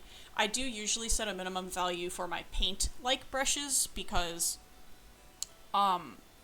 it's like, it's basically like the smallest size the brush can make. It doesn't look like paint very much if your smallest size is 0 and it can go all the way down, and also that affects the brush curve. You'll see this is the pressure settings for the density of the paint that I put down. I just kind of poke at it and figure out what wants to work nicely. Let me show you. This is density of paint. Again, I have pressure, but none of the others selected. My minimum value is usually 10% for paintbrushes. I don't know, I like it better. You'll notice there's a little bit of a weird situation going on here. Some of these are based off of, I altered what the original author of the brush put. I can PM you later the brush pack I'm using. They're all free to use and free to alter on Clip Studio. That's one of my favorite things about it as a program, is that everybody makes their basically open source stuff for it. You'll notice that we're on an exponential upswing, and then we slow down to an exponential downswing as we reach the top of it. So that's like the difference between pressure here and here is going to be a lot less. That's somewhat to get me from grinding the tip of my stylus into my tablet. I will do that anyway, don't worry. But yeah, I don't use speed on any of my brushes. Let's see if I can find a weird one. I do have some here that only work on Pro. My other license on my laptop is not Pro, it's the other guy, like a general license. I got this license after that one. I could upgrade it, I just don't want to spend money on it right now when I have this one. Here we go. Thick paint, no dual. Has color mixing and amount of paint. But if I go to brush size, we've got some messy shit here. This one does actually have tilt enabled, and I've left it alone because I just kind of learned to use it on this computer. Oops, sorry, I didn't mean to smack my mic. I learned to use it on this computer, and I left the settings alone because I liked them. Tilt doesn't have, like, the minimum value is set to 100, so it's between 1 and 150. I don't use velocity. I also really don't like random spatter. It's just me. It makes me angry. I'm a control freak. The pressure settings here and the tilt settings here I haven't messed with, so these pressure settings are like default. Sometimes I will go through and pull this one over a little so I don't have a tendency to press as hard as I possibly can, and sometimes I'll pull this further because this tablet is broken and the lowest sensitivity will pick up the pressure from my hand touching the tablet. It did not used to do that, that's how I know it's broken. And no amount of resetting or switching nibs has fixed it.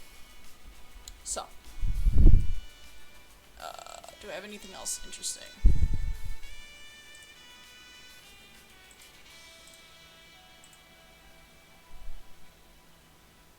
Gouache is one of the ones I've messed with the most.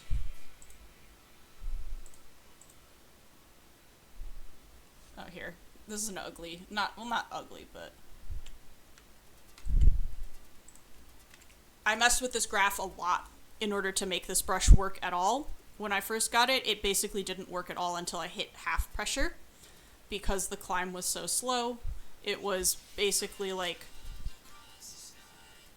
an exponential, like slow and then heavy sweep, like that. I completely switched it to this because otherwise I would literally like destroy my nibs using it. And I didn't like it because it would go from almost nothing to me having to press hard to get anything, and it would be nothing, nothing, nothing, everything. And I did not like that.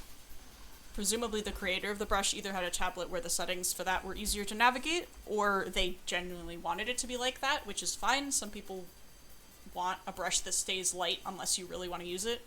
That's fine. Just wasn't doing it for me. I also usually don't have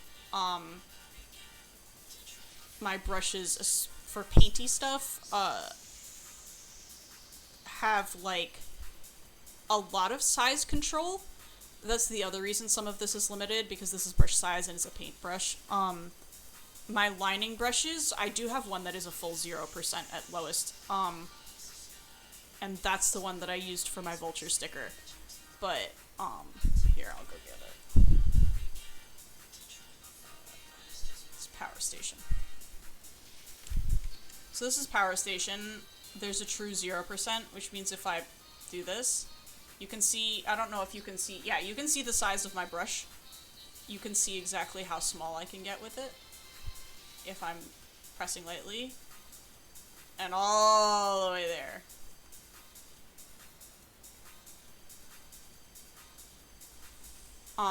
This is a lining brush. I don't use this for painting because it does have fluffy edges, but because of that tapering off, a lot of times if I go to pick up the brush, you'll see that this guy here. That'll happen. If I swipe, you'll get this tip. And I don't want that on my paint brushes. Anyway, I hope this helped? Question mark? I can also literally send you the files, because I know you. I can literally just Discord you the files for the brushes, including the alterations I've made. You can export them. That is actually what I did to move them between my other computer and this one. When I got my second license on this computer, I literally downloaded all of the brushes I was using and re-uploaded them onto this one.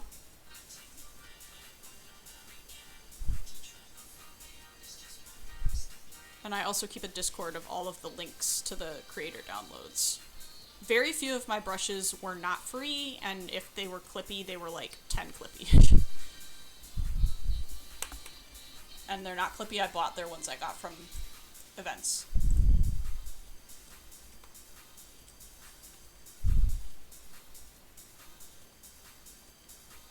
I am a guy who collects brushes too, so if you are working on a thing and go, I want a brush that does this or that looks like this, hit me up and I might have something in my collection. You can see how many I have.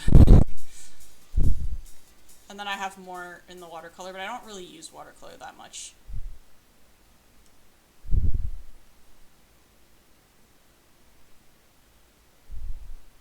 You'll see me mostly using the same ones for these because I'm all doing them in the same style. I do use my other brushes quite frequently.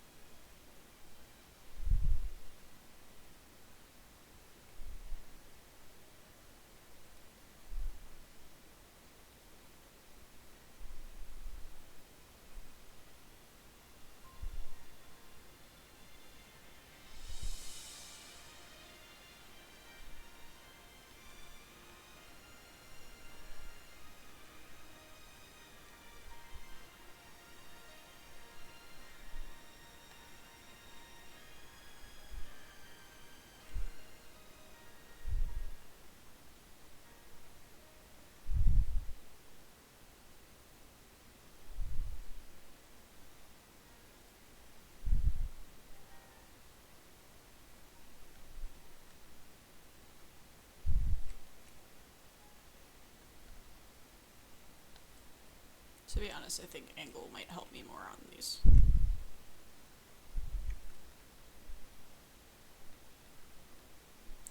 By the way, angle gouache and stupid angle gouache are mine in the sense that I cloned gouache and squished the brush tip.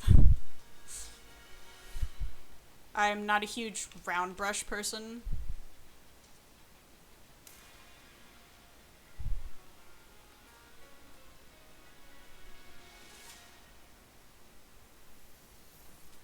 There's also more texture on this one because I left this one a little messier.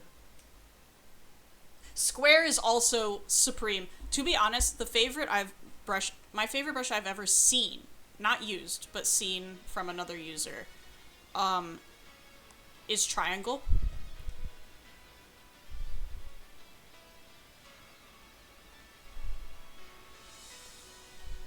I do have some triangle brushes that I found that other users made, but, yeah, but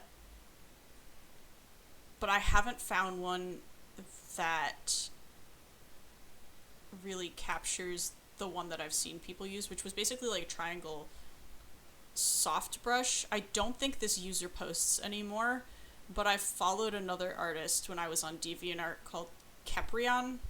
That's not the most recent name they used. I should reach out to them because I have their Discord. I'm using them because I'm not sure what their current pronouns are.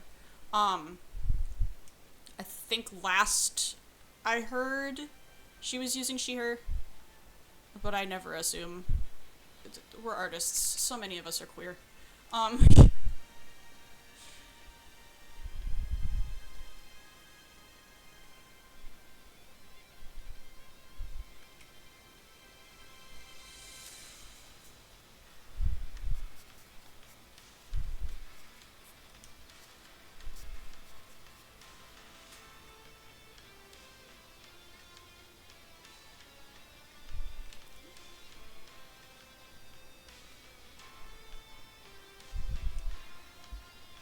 this isn't necessarily looking realistic, but it is looking interesting, and I will accept interesting in place of realistic.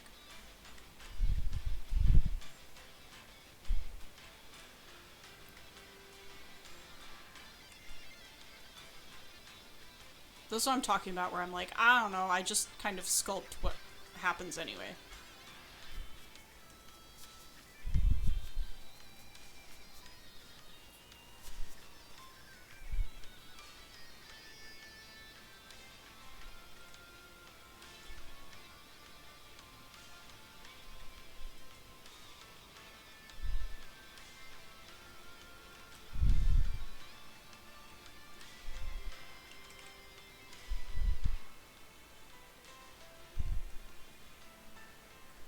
Yeah, I'm obsessed with brushes that have inherent texture. Possibly because the only brushes I had for a long time were the air, like when I first started, were like the airbrush and the hard round. I did a lot of line art with hard round. And I cannot go back to them. Yuck. I can still draw fairly well with hard round if I have to. I can, okay. I will draw with whatever. In my, like, I'm going to first squared video, I literally mentioned I'm an opportunist, and I will, whatever. I've drawn on post-it notes with, like, dyeing Sharpies. Because that was what was there. And the brainworms compel me. But if offered the choice between hard round and almost any other brush, I would probably pick the other brush. I don't think I'm unique in that.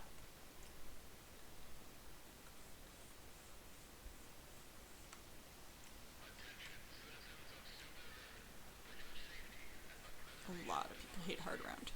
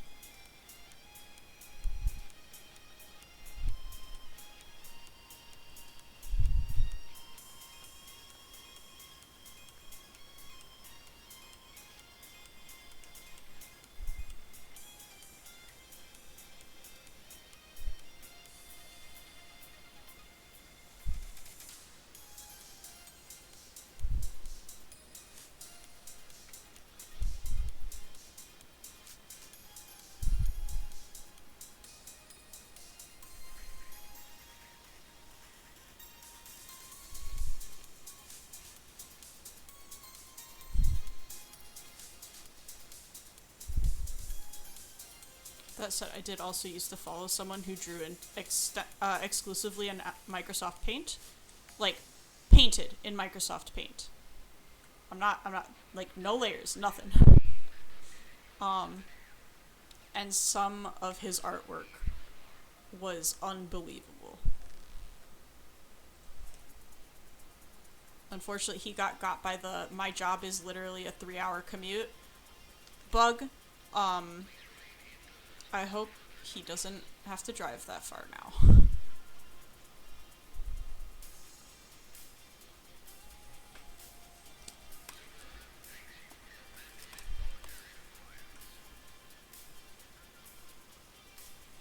Ellipse is cool. Also, I see August has sent me a brush link. I will open that in a moment. Or I honestly, after I finish with this thumb, because I'm already behind. I don't mind being off track. I just am also trying to keep other things I have to do today in mind.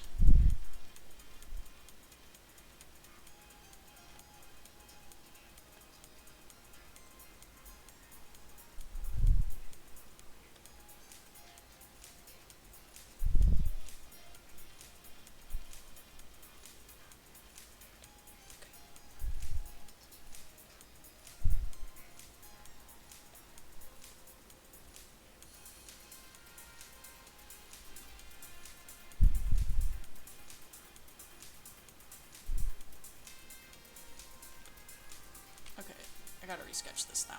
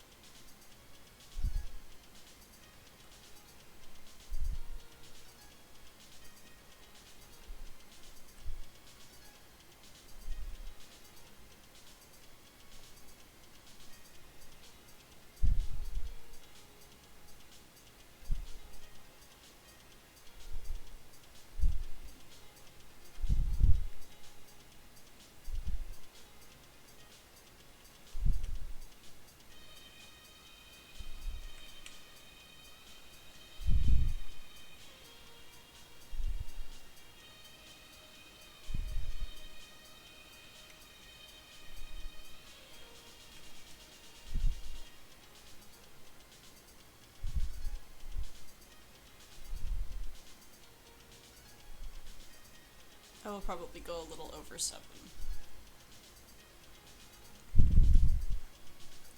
August, if you have to go at 7, just ping me, and that is fine.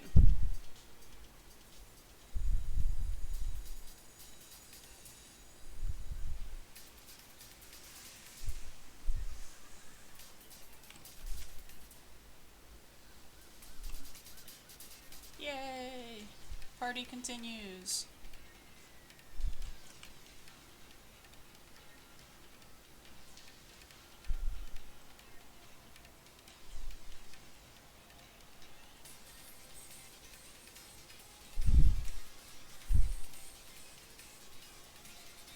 There must be some kind of, like, monetization reward or, like, some other kind of reward regarding emojis with Twitch, because I have no idea otherwise why they would make their default emojis this after so long. Twitch is, like, truly the garbagest of garbage for default emojis. Like, what do you mean it's just a theater mask like this with, like, robot horns?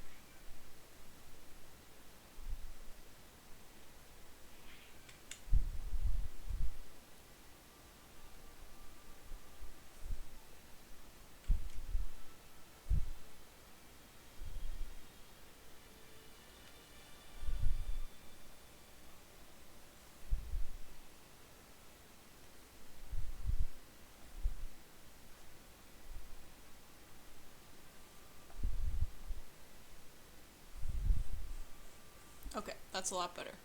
You can work with this.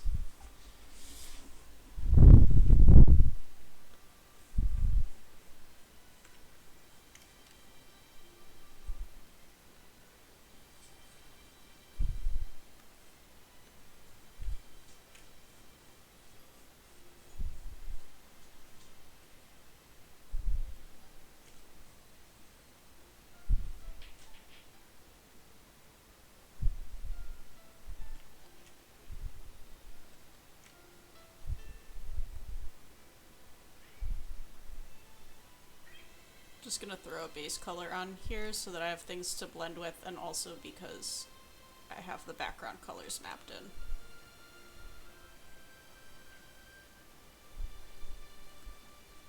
Why am I coloring her on the same layer as the background? Because I make things harder for myself on purpose. Staring you straight in the eye as I, like, chug a cup of vinegar type person.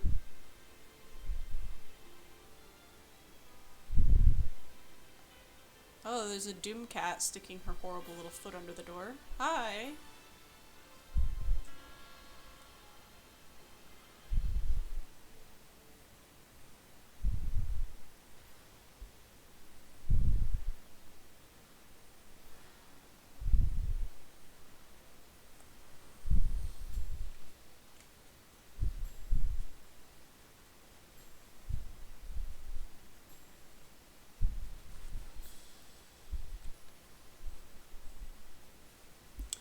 Me asking August if it can stay.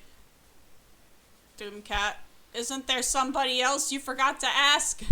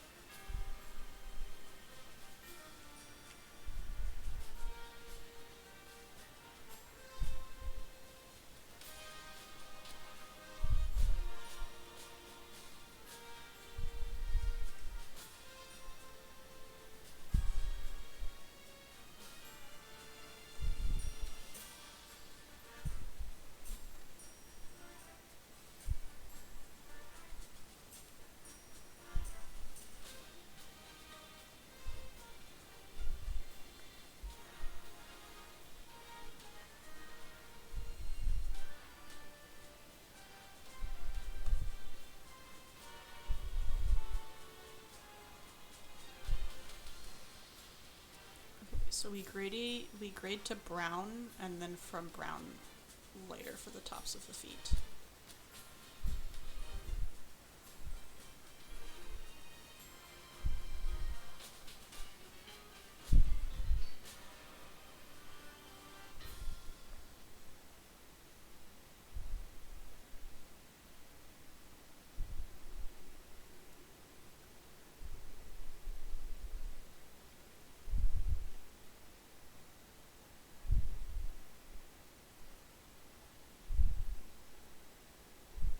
The other thing I think makes Pancrathian especially pretty is there's no black. It's all brown.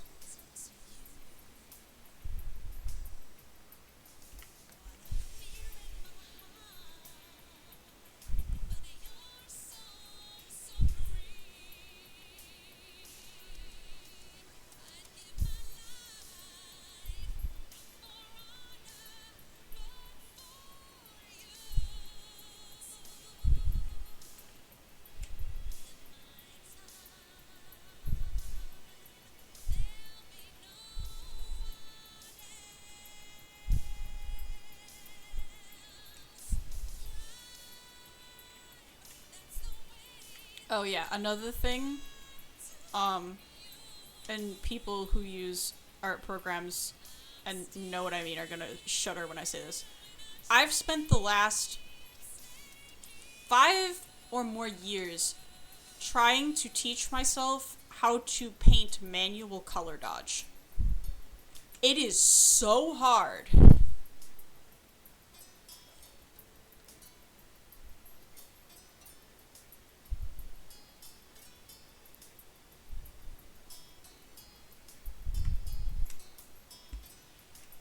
Like digital art isn't like cheating. It's you're using a computer tool that has algorithms that inform what you're doing mathematically. It's fine. It's any other tool. But I also really, really want to be able to do it manually because I'm a pain like that.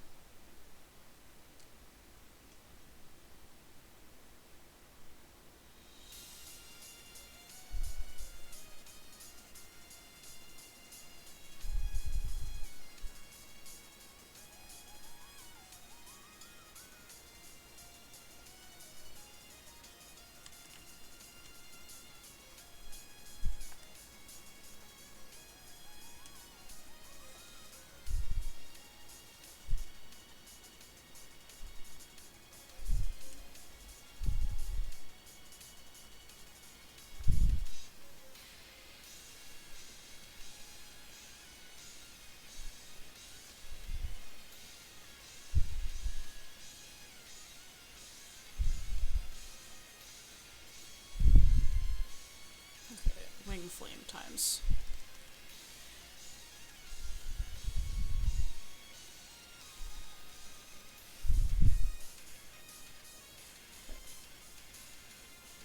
Grade it outward into dark pink, and then the tips of the flames are outlined in brown, and then there's the eye spots.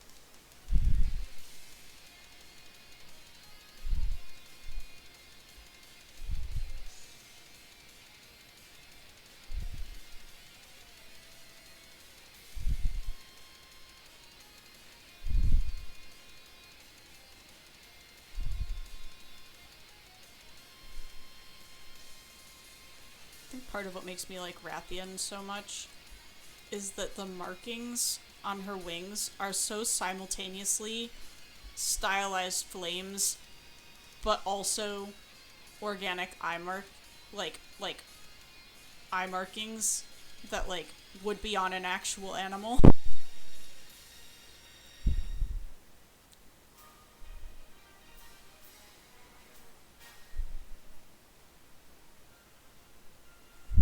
For the 5,655,465,054th time. I love you, Monster Hunter artists.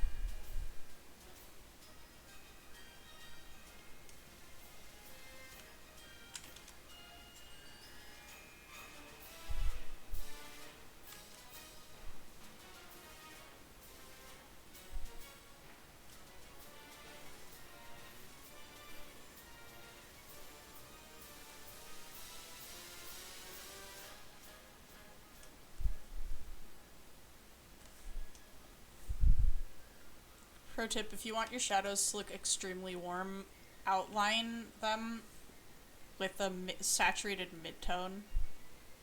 Like that.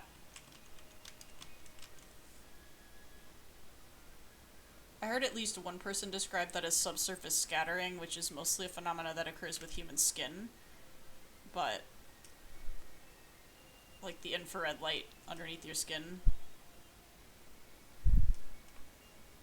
But it helps too, even in non-skin situations.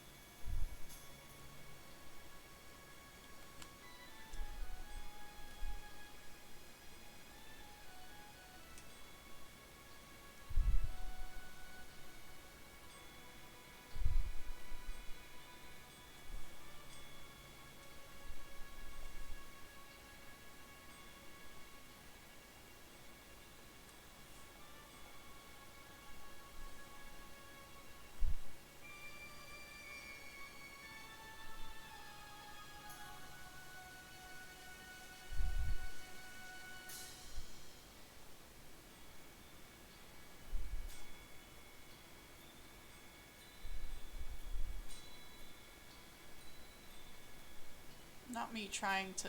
Me on a time crunch trying to do like, translucent backlighting.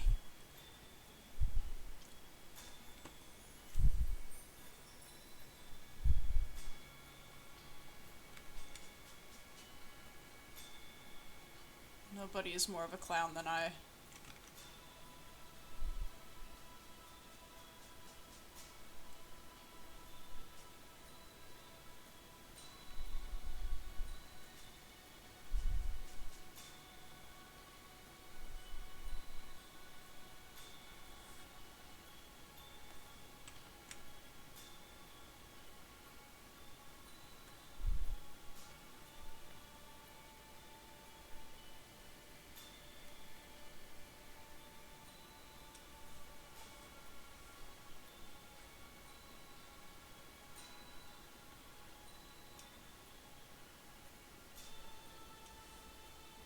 What color are the eyes? The eyes are the light color.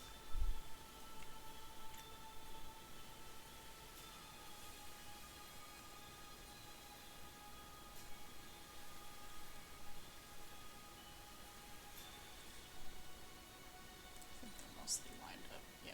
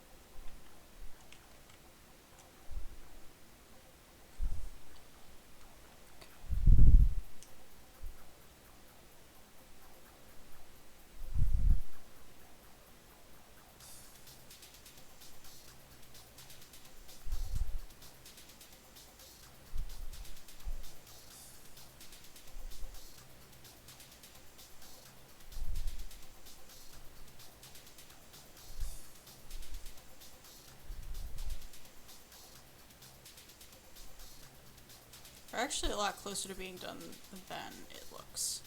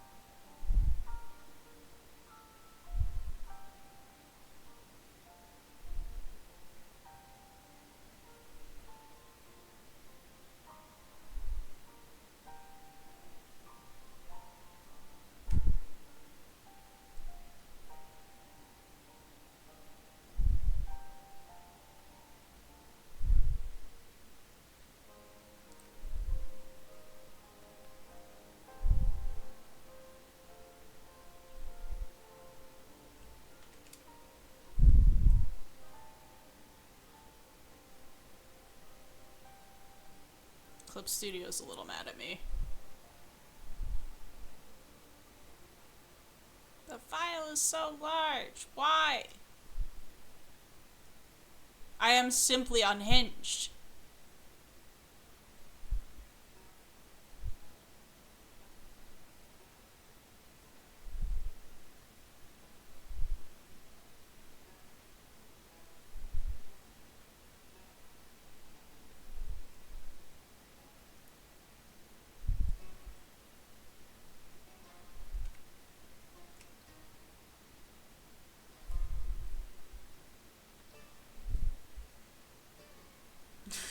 Thanks.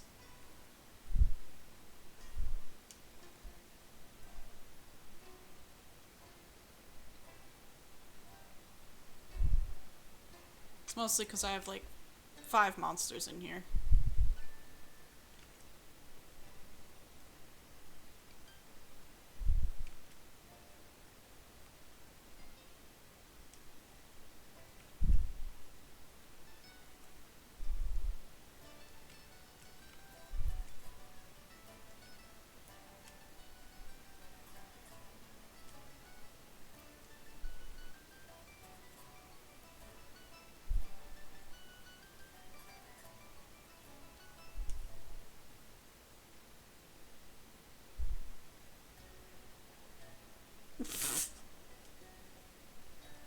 I mean, kind of. A painting is a little bit like an ecosystem.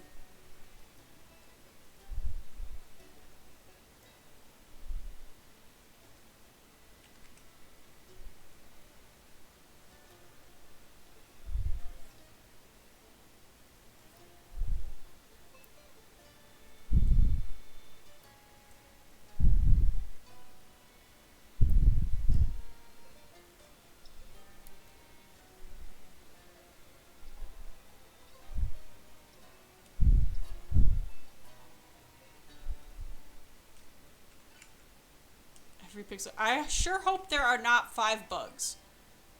I do not want any bugs in my Clip Studio.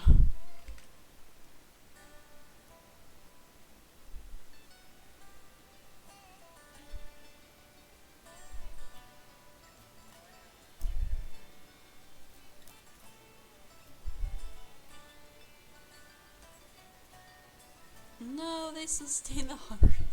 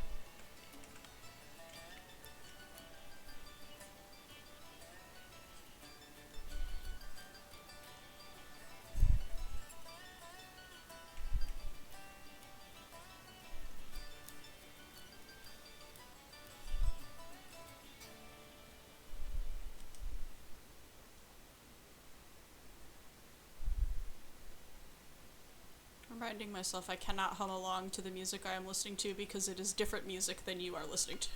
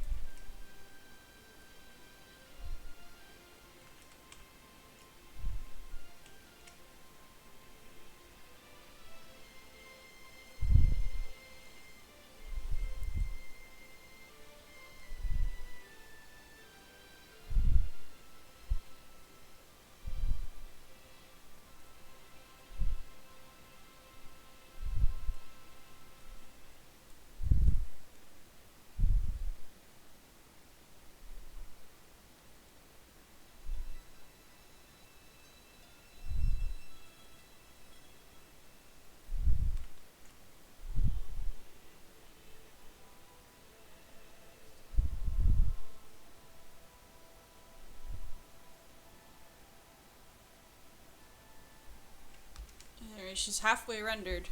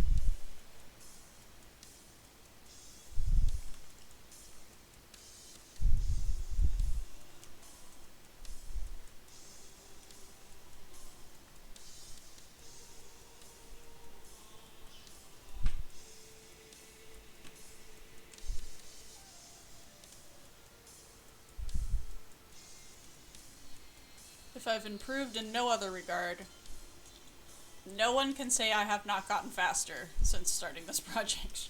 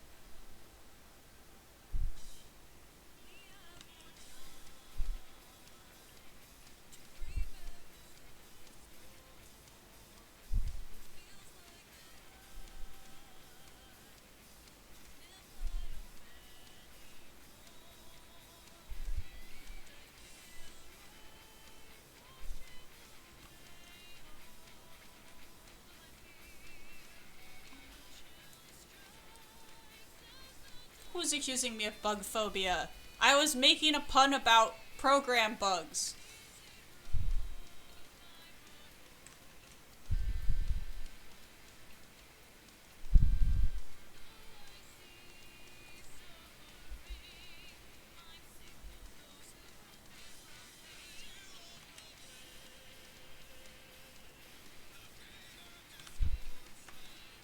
All of you are just pun phobic.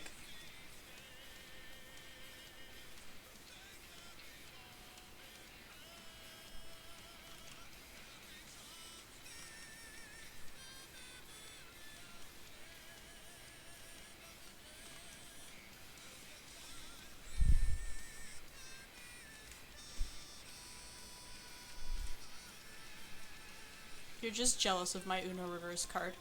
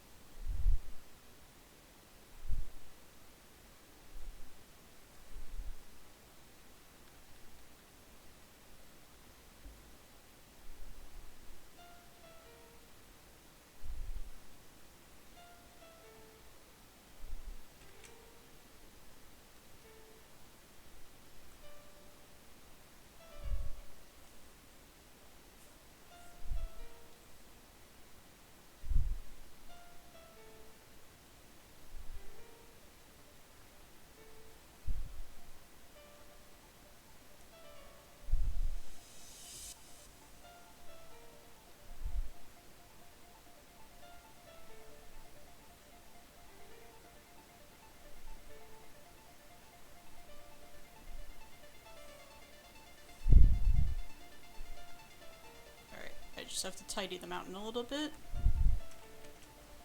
Save.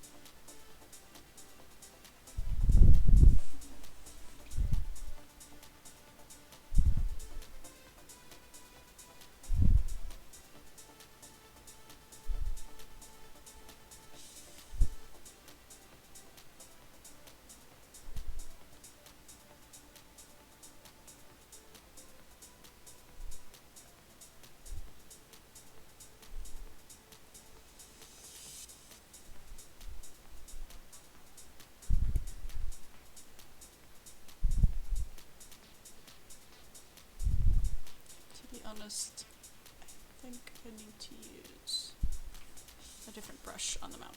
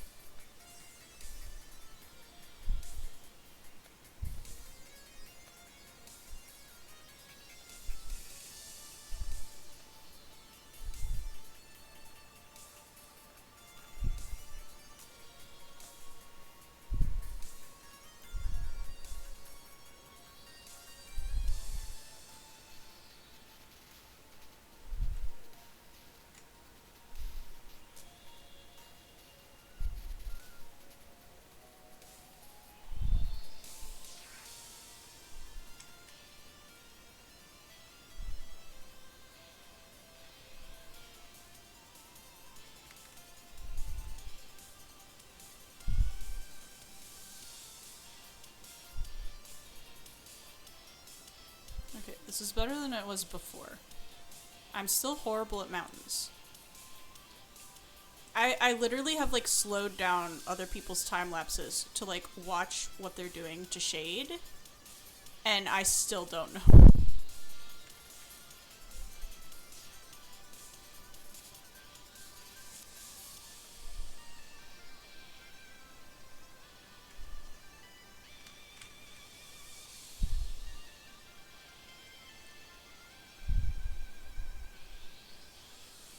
I think it probably has something to do with the brushes that I'm using being too hard, but couldn't say for sure. I think that's fine for now. Bring these out real quick. Gouache.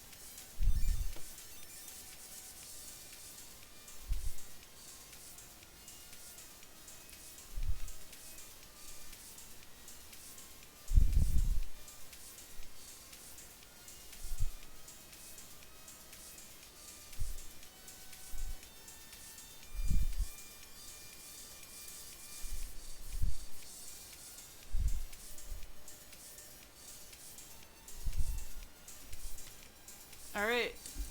It's done! Yay!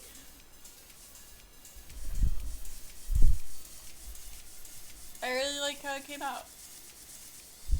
It's not like the best thing I've ever made, but I like it.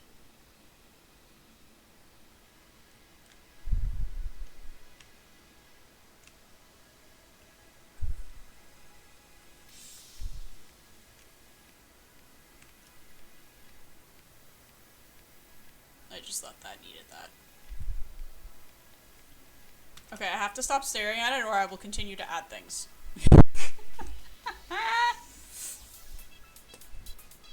Alright then, 3 monsters done today. Yay. Back on track. I try to get 3 every time, but last time Sergio'd. So, yeah! Thank you, everyone who came. And I will see you on Thursday.